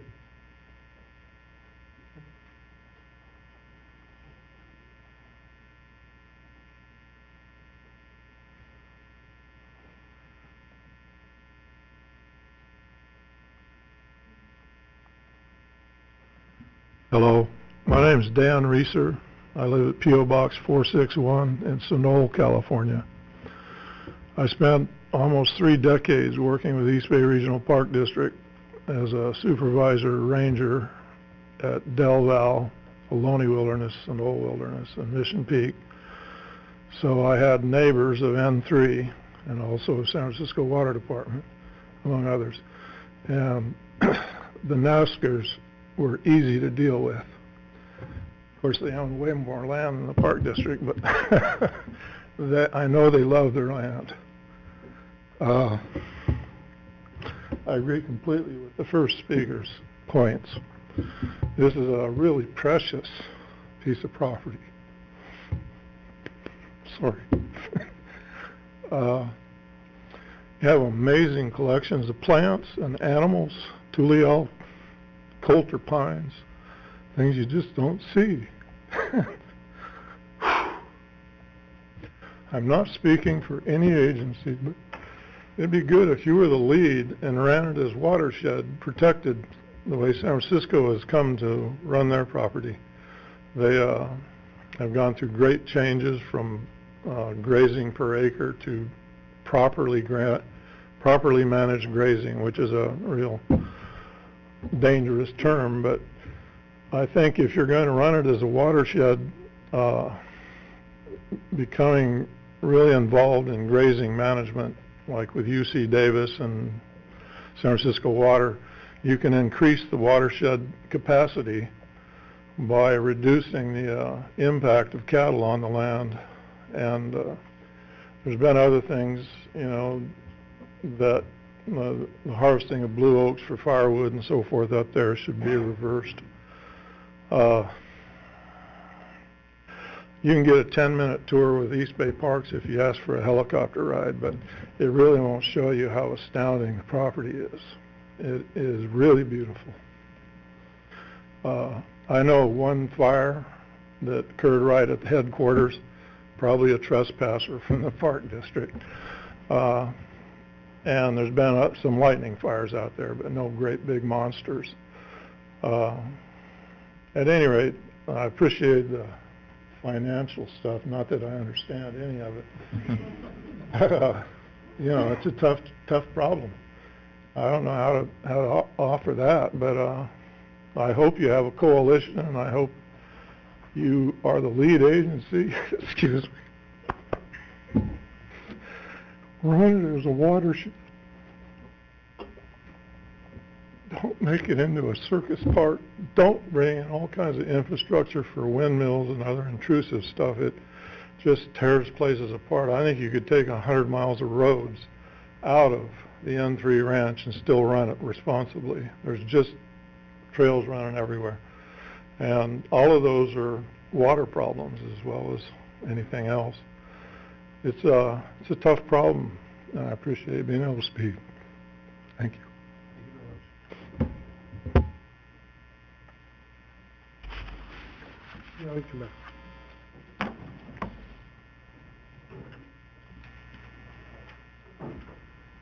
Edward Hasbrook from San Francisco.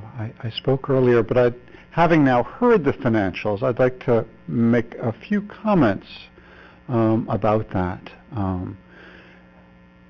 As a Bay Area resident, I would vote to tax myself and my neighbors to help pay for this. I would vote for Bay Area-wide tax increases or Bay Area or statewide bond issue. I think when you think about coalition partners, and you didn't mention really who they were, but you didn't mention the state, you didn't mention the state park system, you didn't mention the feds, and you didn't mention new legislation. I think it is imperative that you be ambitious enough in looking at coalition partners that start with talking with state assembly members and state senators from throughout the Bay Area about sponsoring legislation at the state level to make this possible. That you talk to counties throughout the Bay Area about a regional bond issue to finance this. This is a large, long-term regional priority, and while I greatly appreciate and thank you for stepping up, and I appreciate the fiscal conservatism, and the good state that your books are in, and you're not wanting to jeopardize that. And I appreciate the limited mandate that you have for what your goals are. But I think in taking the initiative, think big and start talking to people about making this a big project. People don't realize how important this is, but there's a close correlation between why it's so important, its isolation, and why so few people have actually been out there and seen it. So there's an educational task to be done to make people aware of what's out there. But part of what's so significant, I first went there, as I said, 35 years ago, and it's still the same. There are very few places that have remained unchanged and untouched, as others have said, with the pace of development. And that's not going to stay that way unless folks like you step up and do something. And I think I speak for a lot of people from out the Bay Area. If they had the least idea of what was happening, would be with you and would be willing to take the tax base to support this beyond Alameda County. Thank you. And I believe you're...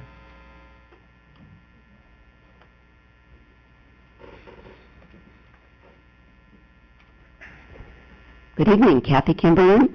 I live at 37826 Elliott Street in Fremont.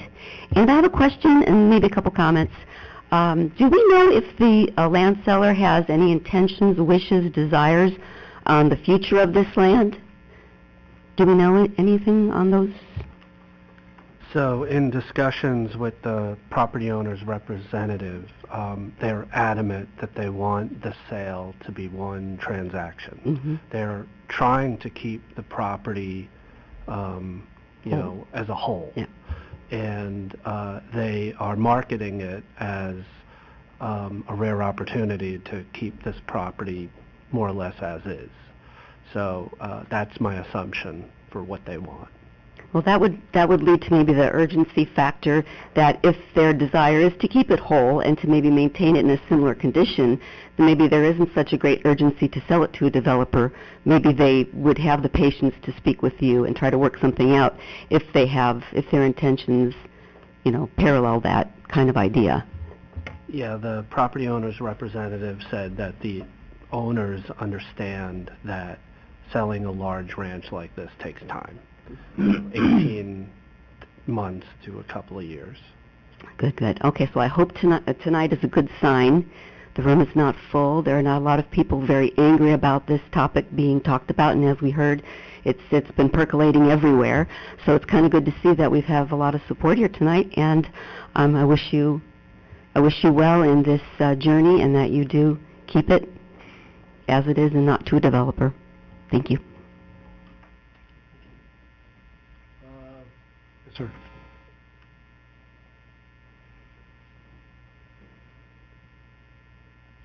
My name is Keith Rothenberg. I live at 23 Diamond Drive in Livermore. Del Val Regional Park is my playground. I regularly hike the Ohlone Trail, and I can attest to the beauty of this area. I've been going up into this area for 25 or 30 years myself, and as other people have stated, it is amazing how it has remained unchanged. I really appreciate that this board is seriously considering this matter and hearing about the coalition that's out there. I would encourage the board to direct the staff to get actively involved with this coalition to see what can happen. As staff said, that's just something that's they haven't really been directed to do yet, but that seems to me to be possibly a good way to help get this project done.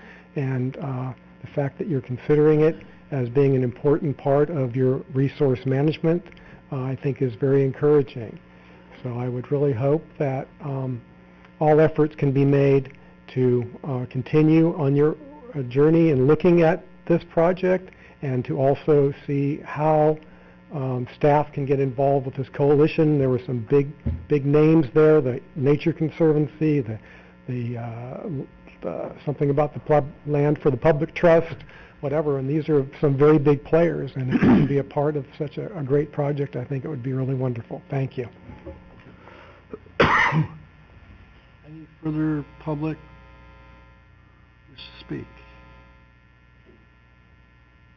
Wish to Seeing none, we'll go ahead and close it up, and we'll open it up to director's comments, which probably some of you want to hear. Director Weed, if you'd like to start us off. Okay, thank you. Well, first of all, thank Director Sethy for putting this as an agenda item for the board.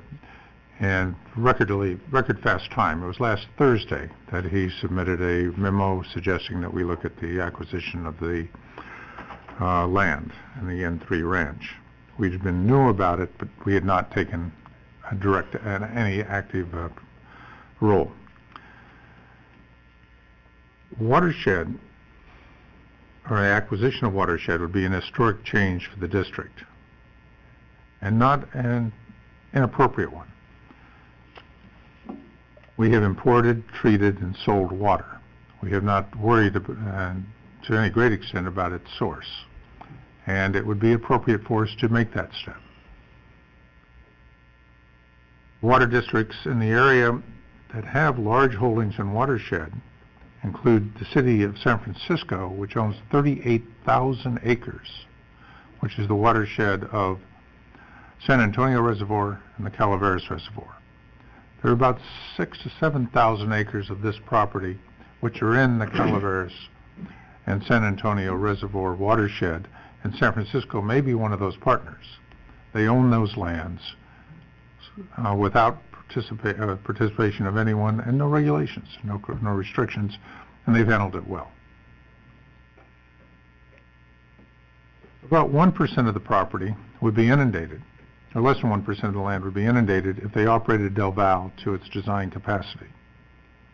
So there is a role and I think obligation on the part of the state, DWR, to acquire the land that is in their reservoir when it's operated at its potential.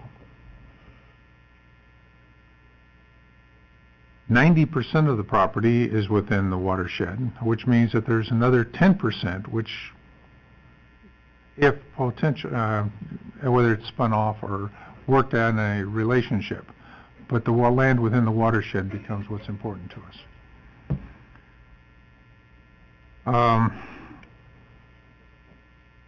The land itself does not generate a great deal of water, but the real goal here is to make Del Val Reservoir operationally function.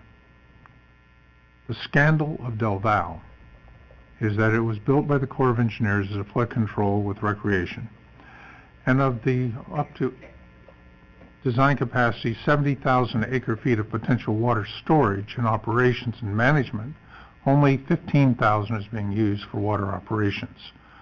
They put a park in the lower levels of the reservoir, and they're not being operated. There was a proposal that we started to get $100 million on Prop 1 funds for the reoperation of Del Val. We would have had the money to buy this land with that. That would have probably qualified, because it wasn't on the table at the time, but could have been, I think, met within the purview of that. Unfortunately, it didn't work through. We couldn't get the entities involved to cooperate, and couldn't get this active support of the state nor the East Bay Regional Park District. So there are the potential for additional bond issues that are coming down the road. The money to be spent for public benefit, which is not water supply, but rather environmental and recreation. And so I think that's not out of the question that those funds might materialize and can be used to reimburse us if we need to spend money up front. The financial condition of the district is solid. While it was pointed out that our debt, for the funded ratios, how much money we have to cover our annual debt, the bond covenant's 1.25, board policy 2. In fact, we're close to 7 today. We're much better funded than many districts in the area. If we look at the land holdings, about 19,000 acres is in Santa Clara County. That opens it up to other entities that may have an interest in getting involved in the ownership of watershed and different. San Jose Water is a private company. I don't know, I'm not familiar with what's going on down there, but they have huge land holdings. Santa Clara Valley Water District is acquiring additional properties and developing additional reservoirs.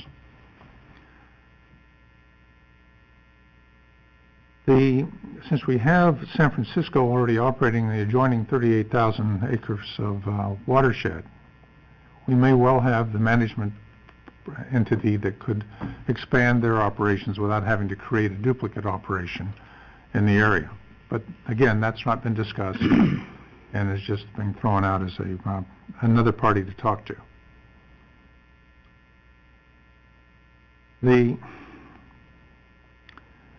upper dam, there's an alternative proposal going back to the late 90s.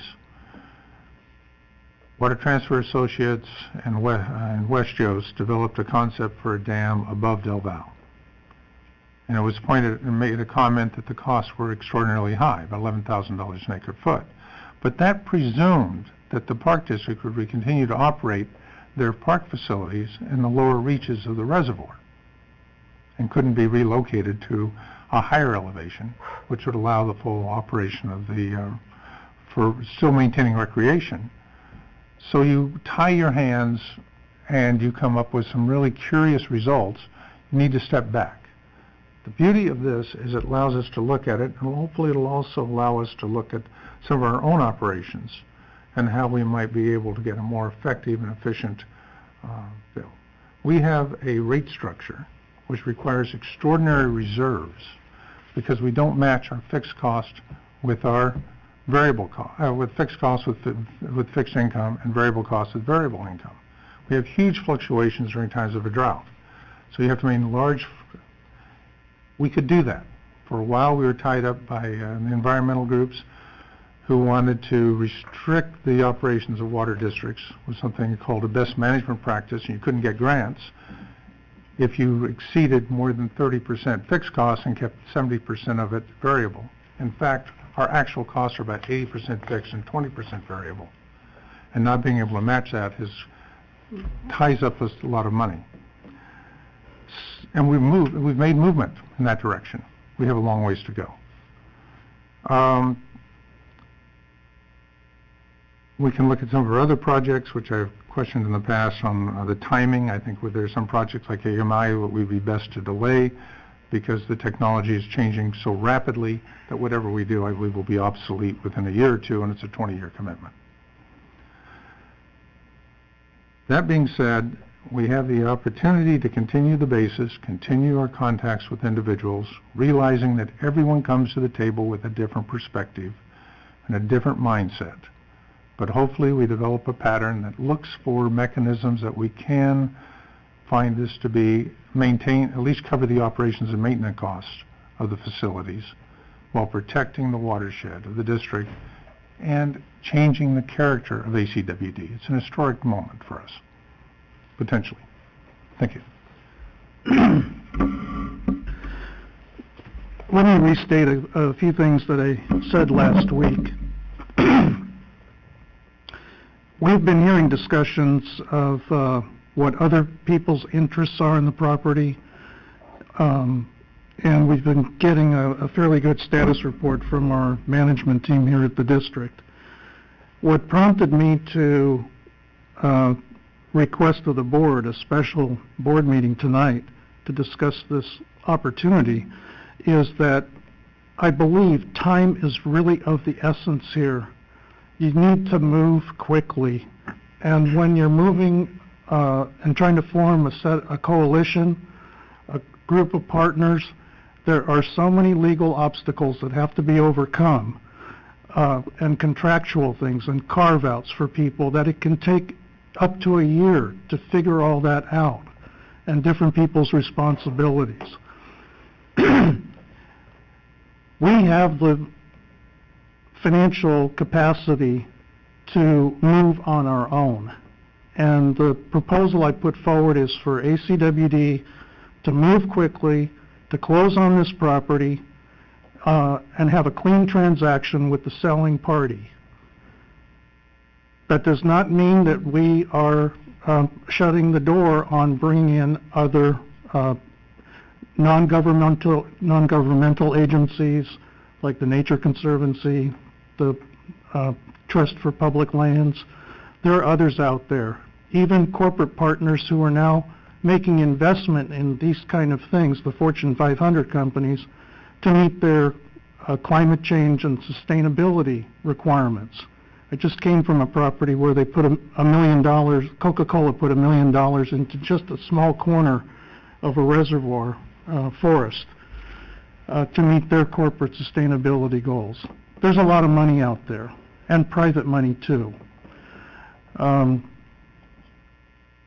And so I would recommend going with our second recommendation here, but I don't want to shut the door on the coalition opportunity.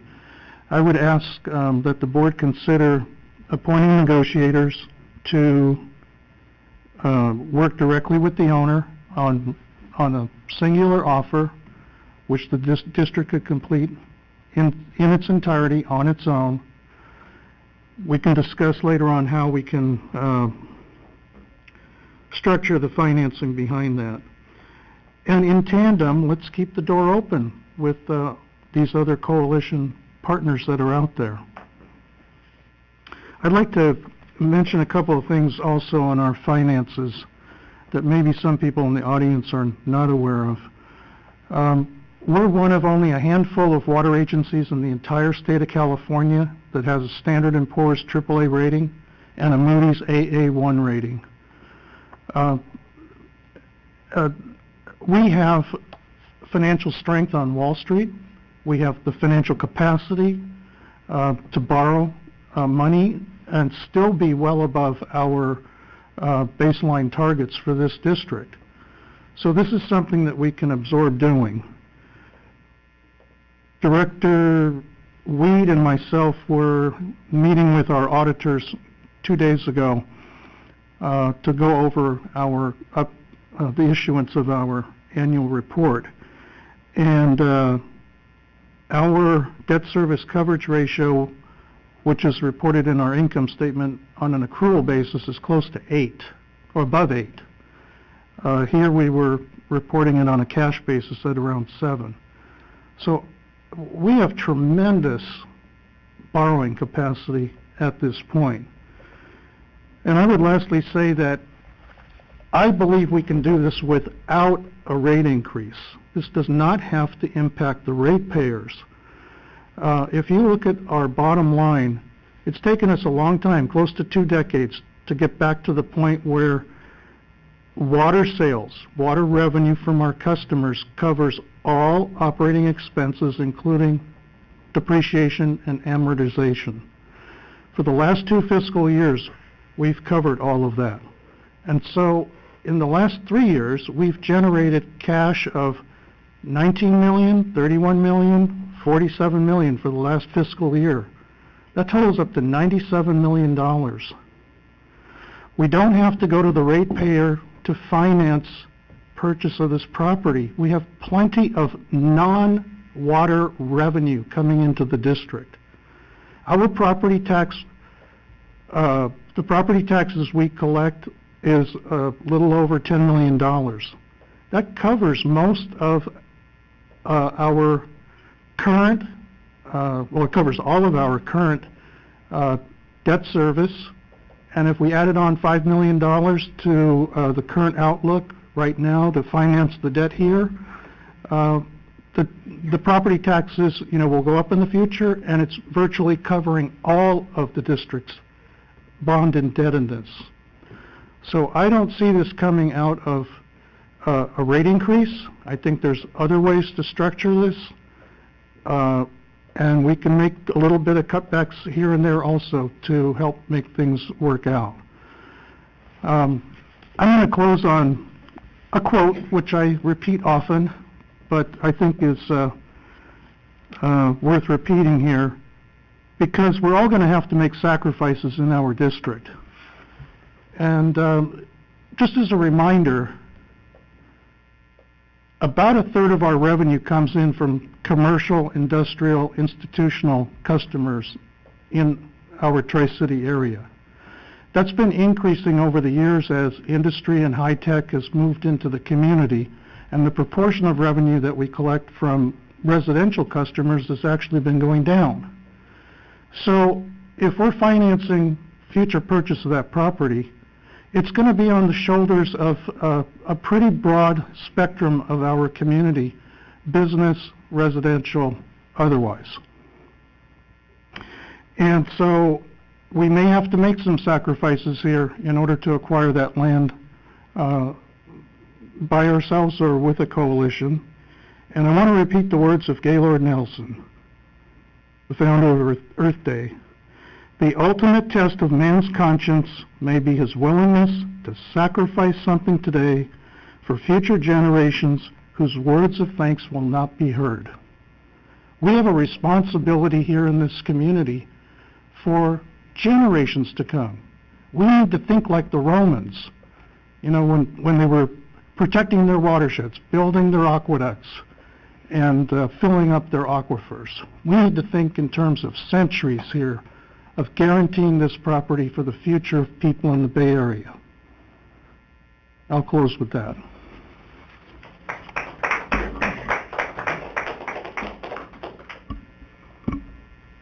Well, I want to start by thanking staff for the presentation today. I know that you guys had a limited amount of time to gather a lot of information, and I appreciate the work that went into this. And I want to thank all the public that's here tonight. A lot of public also, I'm sure, called and reached out to each of us over the past week and expressed a lot of interest in this topic. I'm going to keep my comments...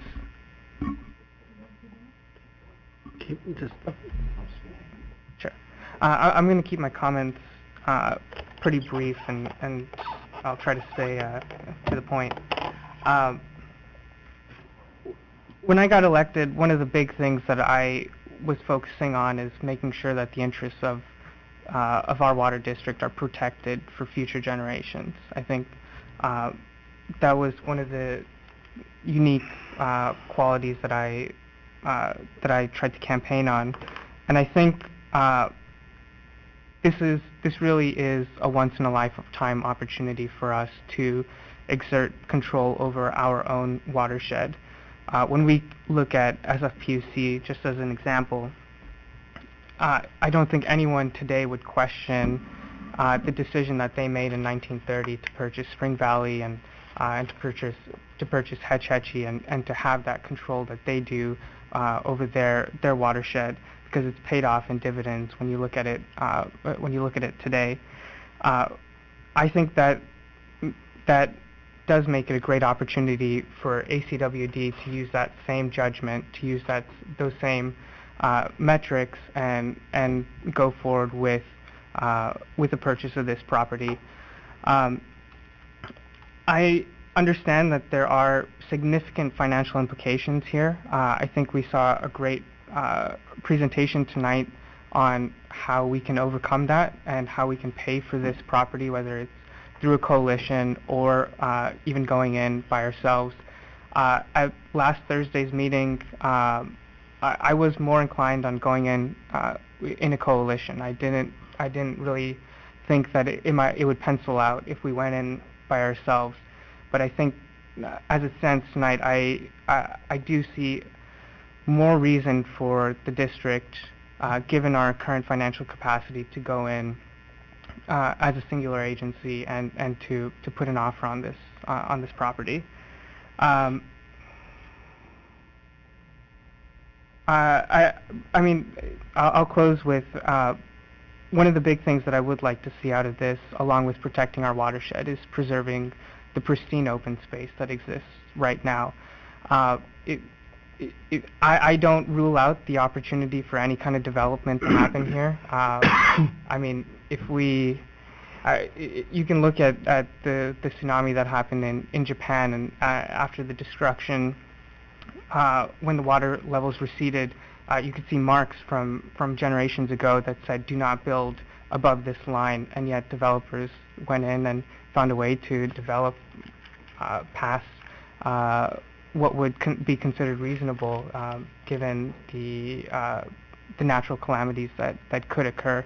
So I see development as a real threat to this open space right now, and so I think it would be prudent for us as an agency to take the lead here and to go ahead with some kind of a purchase, whether in a coalition or preferably ourselves as an agency. Thank you. All right, so I guess I'm the one that's going to be a little bit different.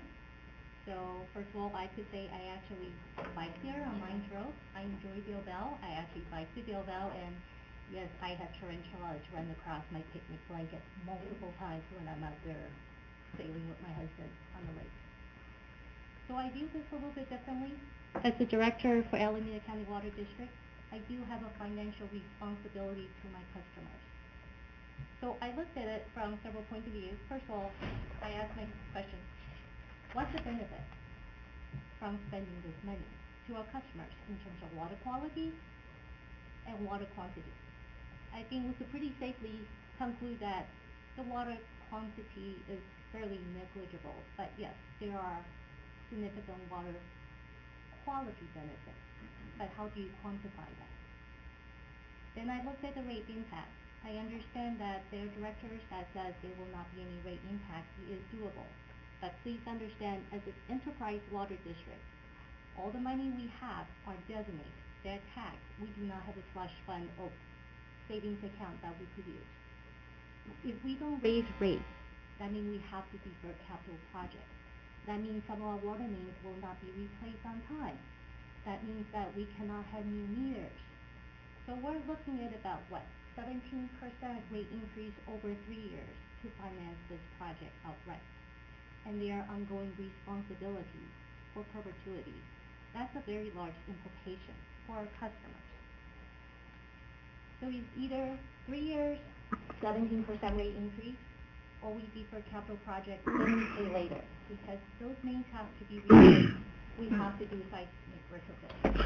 We could play money games that we won't have increase right now.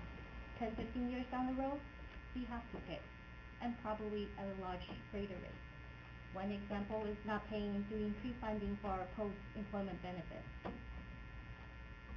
By delaying it a few years, that equals millions of dollars of saving that our customers are counting on. And we talked about potentially using property tax revenue. If my understanding of the finance is correct, we are counting on those property revenues in our rate projections already. You can only count it once, right? If you take the property tax revenue to pay for this part, this open space, once again we have to raise the rate to cover the shortfall. We don't make money, we have to come from somewhere. Then I look at the business case. Does it make sense for us in terms of the benefit? How much does it cost to us? Right? And that is something that we're still discussing. What is proportional? What benefit do we have? What does that equal to us and to our customers? And let's talk about fairness.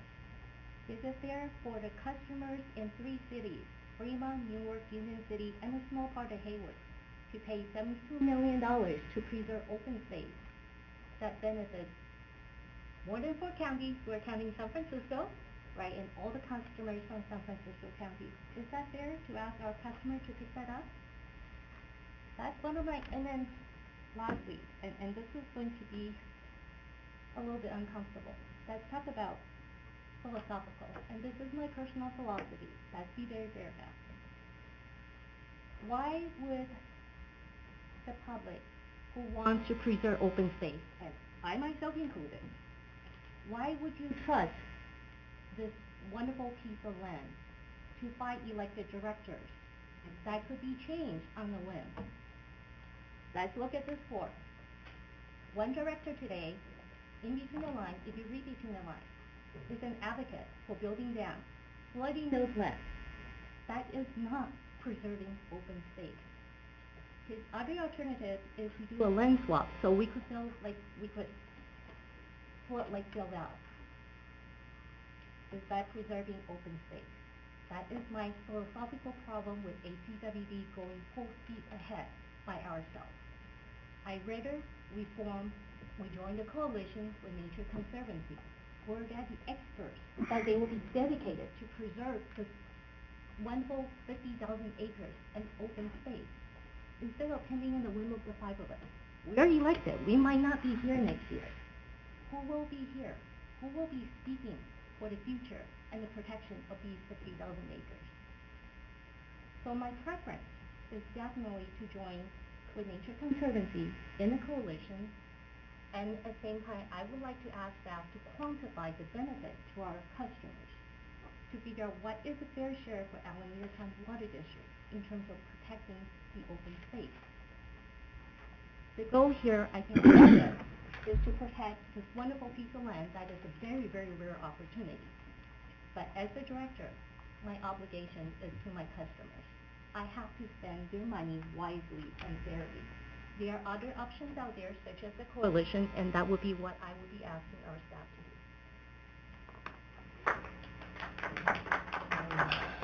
do. Okay.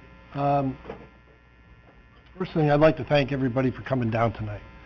Some of you came from quite a distance to come over here. We do feel a need to go forward, which is why we're having this meeting tonight. This is the first step we have to take. We are a public agency. We can't do this behind closed doors and suddenly tell everybody, oh yes, we have decided to purchase this property. We have a responsibility to our ratepayers. I haven't forgotten the last couple of rate increases over here. I read every protest in those two major, one major and the other one was I considered a little minor. Some people didn't consider the second one minor, but certainly the first one. And the first one, there were significant protests. The second one, not as significant, but they were still there. Money matters to a lot of people.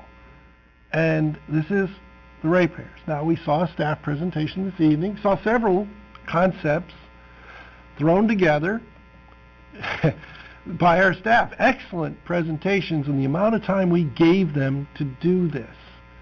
But the time was we had to get it out there. Yes, there are other people, coalitions, looking at trying to arrange this purchase. We've had one director, Director Sethy, I know he was pushing, let's get it done. And there's some values to that as well. I do philosophically agree with Director Huang in that there's 5 of us, and we could be replaced. Then what happens? So that's an issue. Perhaps maybe we should look at the coalition. We haven't had enough opportunity, I don't believe yet, to really deal with. We've done a lot of research that wasn't really covered in that, yes, our staff has reached out to coalitions, but we can't even talk to them really until we talk to our public. Tonight was that first step. Now we could go forward. I think you've seen that none of us are really opposed to trying to do this. There are debates as to how we do it and the costs associated, to our ratepayer, and the costs associated perhaps in pushing stuff out, the bonding, etc. We are in a great position that we even can think about this. And because we're in that position and we're thinking about it, we're going to try to push forward. I think I could speak for the board on that, and we do have a few more things that we have to discuss as to what is our next step. The next step is not buy the ranch tomorrow. That's not going to happen. So for those who are concerned about a 6% rate increase coming, or 10%, 14%, whichever, no, we're not there yet. We do recognize that there are people out there that don't want that rate increase, whether it be 1% or 10%. So we're just letting the public know that, no, we're not there yet. However, we're taking the first steps to discuss this, get it moving. Time is of the essence, we agree. I mean, Bill Gates could walk in tomorrow and buy it. We have no control over that. We don't control what happens if Facebook decides or somebody else. We have a vested interest in what goes on out there with our watershed. I think as residents, several of our staff as well, we all have a vested interest in that open space. And tonight, I think we're stepping forward and saying, okay, we have a vested interest. We need to act on that. How we act isn't determined yet. That has not been decided. Do we go with a coalition? Do we go on our own? What's the time frame? There's O&M costs. How do you deal with O&M? What do we do with it after we buy it? Do we fence it off and say, okay, done? There's liabilities with that. Do we go with East Bay Regional Park and just say, oh, we're going to make it a huge park? There's liabilities with that. There's a lot of questions that are not out there yet and haven't been answered. Staff hasn't had time to answer them, but they have done a remarkable job getting us here tonight where we're at. I think their presentation, based on the amount of time we gave them, was phenomenal. We heard from the owner tonight, they don't even have stuff going yet. So this is things are in motion. We're out there. We're saying, yeah, we're interested. Depends on how. I mean, if they come back tomorrow and say, you know, there's going to be $200 million, I think I hate to tell you, I don't think we're interested anymore. But, you know, are there other opportunities? Perhaps. Other water districts? We've talked to some already. We've laid groundwork. And I think it's safe to say, I don't know how the rest of the directors want to talk, that we talk about what will be coming up next with future board operation. What are we going to do next? So with that, I'd like to propose to the board, do we talk about what are we going to do next? What's the next step? Well, would it help if I put a motion on the table that we could discuss, which would be to item 2, to begin negotiations? We won't, we don't have to take board action this Oh, can't take evening. board action, okay. So, if I may, based on what I heard this evening from the 5 directors, we could put an agenda item on a future board meeting as early as next week's workshop, which is Thursday. Ironically, the workshop is about the beginning of our Integrated Resources Plan update. And we'll put an agenda item on to appoint negotiators. It sounds like there's different ideas. And then the board could meet in closed session to discuss with its negotiators what kind of information it wants, what are parameters, you know, for sale, which covers a lot of ground sale price as well as terms of payment. So that's something that we could put on the agenda as early as next week, and that opens up the whole sort of suite of possibilities that I heard this evening. If I... That's okay, but we can start that process, and but the board really can't take formal action this evening. One legal guidance that might be helpful here is what are the restrictions if we do go into negotiations as opposed to being able to maintain a broader discussion of the issues? How limited are, what limitations are we putting on ourselves if we go into a closed negotiations? Can we still have an open session where we can talk about the parameters, or do we cross ourselves over? Yeah, Director Reed, thank you for asking that question. I actually have the statute right in front of me of the parameters for what you can talk about in closed session. And as a reminder, going into closed session is an exception to conducting your business in open session. So the default and general rule is you must conduct all your business in open session. And then there are specific statutory exemptions that allow you to go into closed session for certain things. And this is a rather short statute, so I will just read the sentences that give you the parameters. So notwithstanding any other provision in this chapter, a legislative body of a local agency may hold a closed session with its negotiator prior to the purchase, sale, exchange, or lease of real property by or for the local agency to grant authority to its negotiator regarding price and terms of payment for the purchase, sale, exchange, or lease. And then there's another requirement here that prior to the closed session, you must have an open session to designate your negotiators, designate the property, designate who you're going to be negotiating with. And by the way, I'll just read this too, for purposes of this section, negotiators may be members of the legislative body of the local agency, so you can appoint yourselves in addition to some of your staff people as well. So when you go into closed session, the focus is price in terms of payment. But a lot of the things that you talked about tonight will impact how you would propose, what price you might offer, and what those terms of payment might be. And so as long as it's in that context, it's appropriate to talk about those in closed session. Nothing precludes the board from having an open session item and talking about, for example, whether you should purchase the property, which was one of the topics tonight. That must be done in open session. The concern I have when I've seen closed sessions on real estate is that they list the parties involved. Do we have the ability to discuss additional parties in or out of the mix in a closed session? You need to identify who you're negotiating with, so that is a restriction to going into closed session. I assume here you're negotiating with the owner of the property.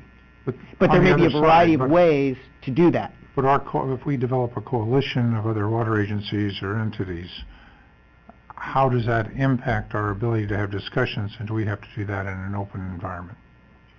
So that's a great question.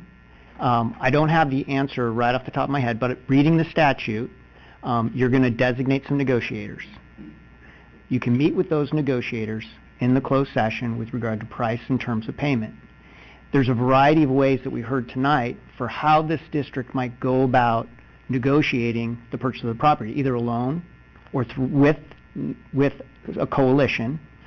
But the question that we would need to evaluate is, are you negotiating with the coalition, or are you negotiating with the owner? I think as what I've heard right now is you're negotiating with the owner, and there may be other parties that might participate in those negotiations with you. Okay. So next, since are we not restricted to the appraised value? So in lieu of, there may be ways to work other agreements, but we still have a fundamental issue that one cannot make a gift of public funds, therefore limited to the appraised value of the property. And I understand people have found exceptions to the rule, but if that is there, do we need an appraisal as an initial step? So, great question. You are correct to be thinking about appraised value, fair market value, and as a public agency, the constitutional prohibition against gift of public funds. I would recommend that we defer this conversation into the closed session, because this conversation will impact your price discussions. And the reason for going into closed session is you don't want to lay out your cards on the table as a potential purchaser, so that the seller knows exactly what you're thinking and what your restrictions are. That's the rationale for being able to go into closed session. Is it legitimate to put an agenda item on? Boy, my chair just fell down. I'll speak from a lower profile here. Is it fair to put an agenda item on next week's agenda that would be to initiate the process for doing an appraisal of our own on the property?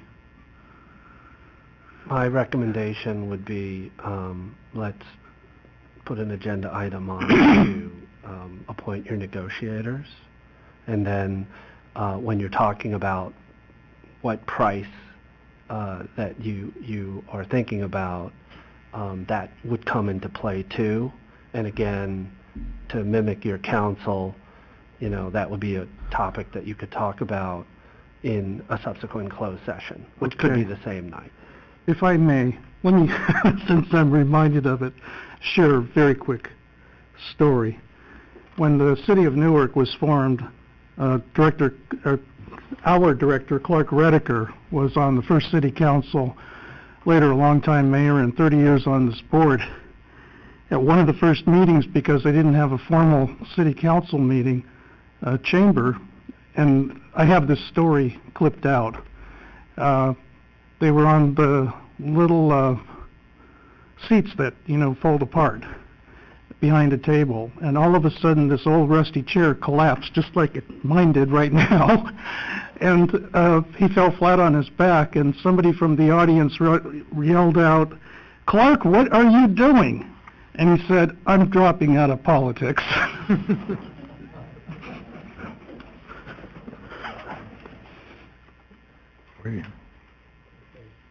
So with that, I think staff has the input it needs. Staff has the input, and then I assume that this would be an added item onto the agenda for next week's workshop.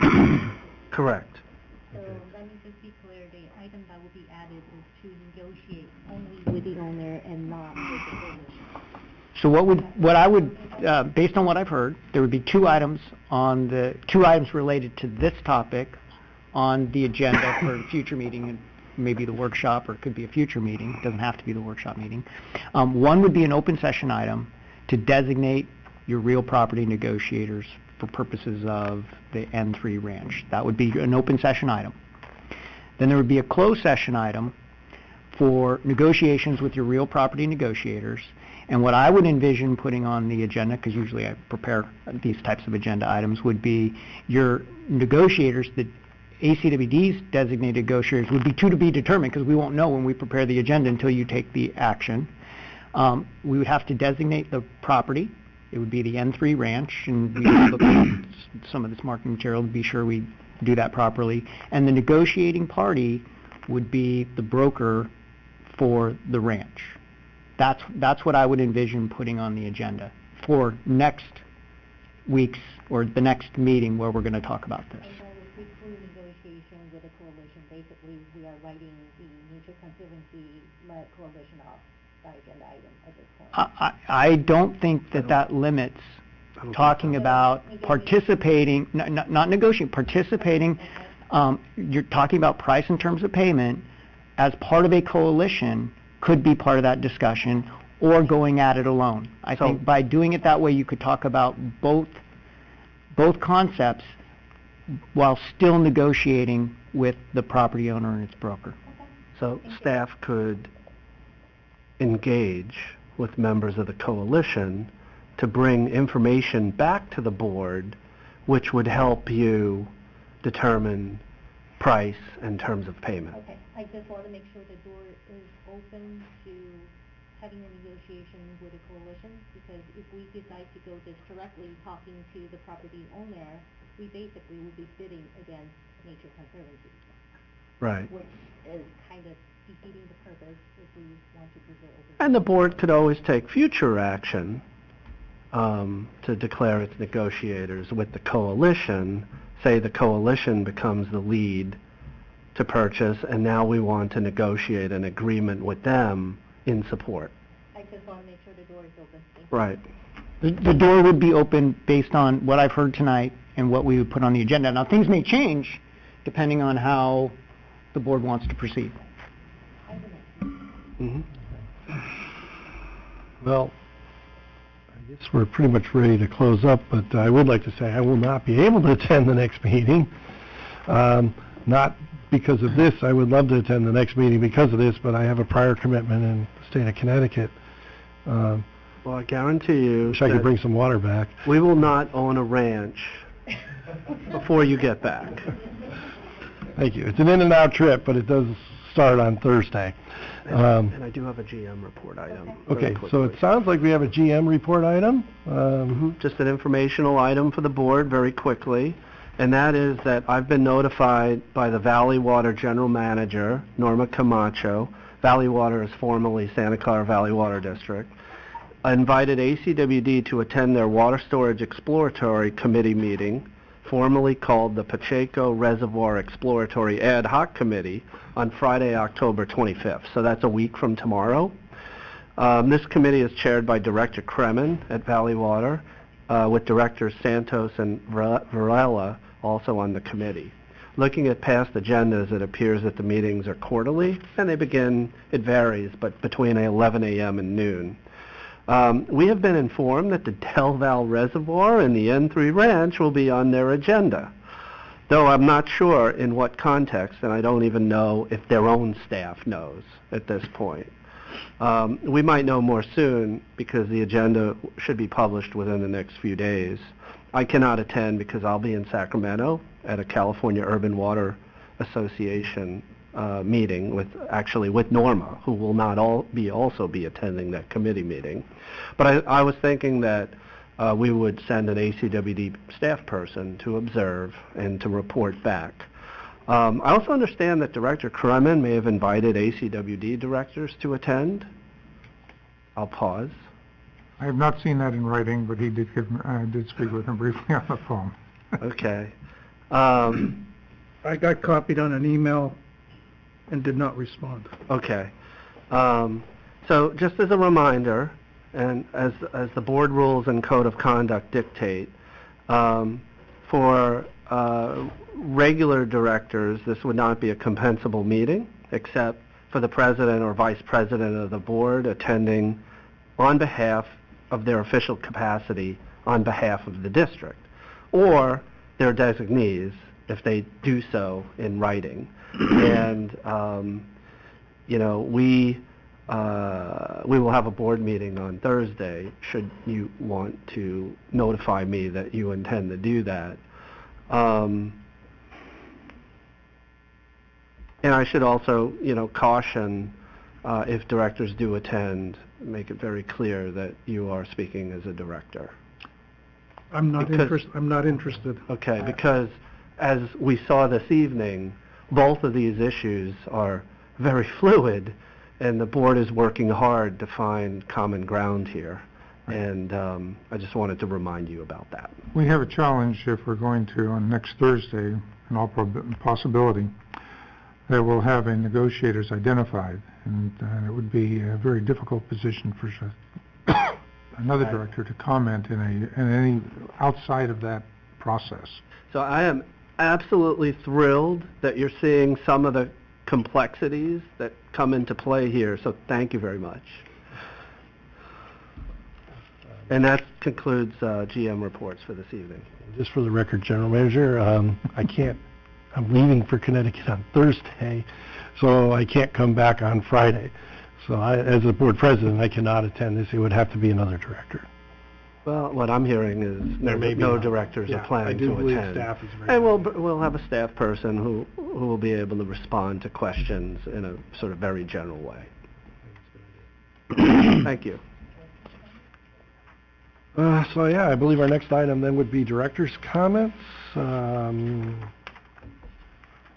None. Director's comments. I'll pass Agenda on. item. Nothing. Director Akbari? No. Pass. Well, we have multiple passes, including myself. So I believe with that we'll adjourn the meeting at 6:27.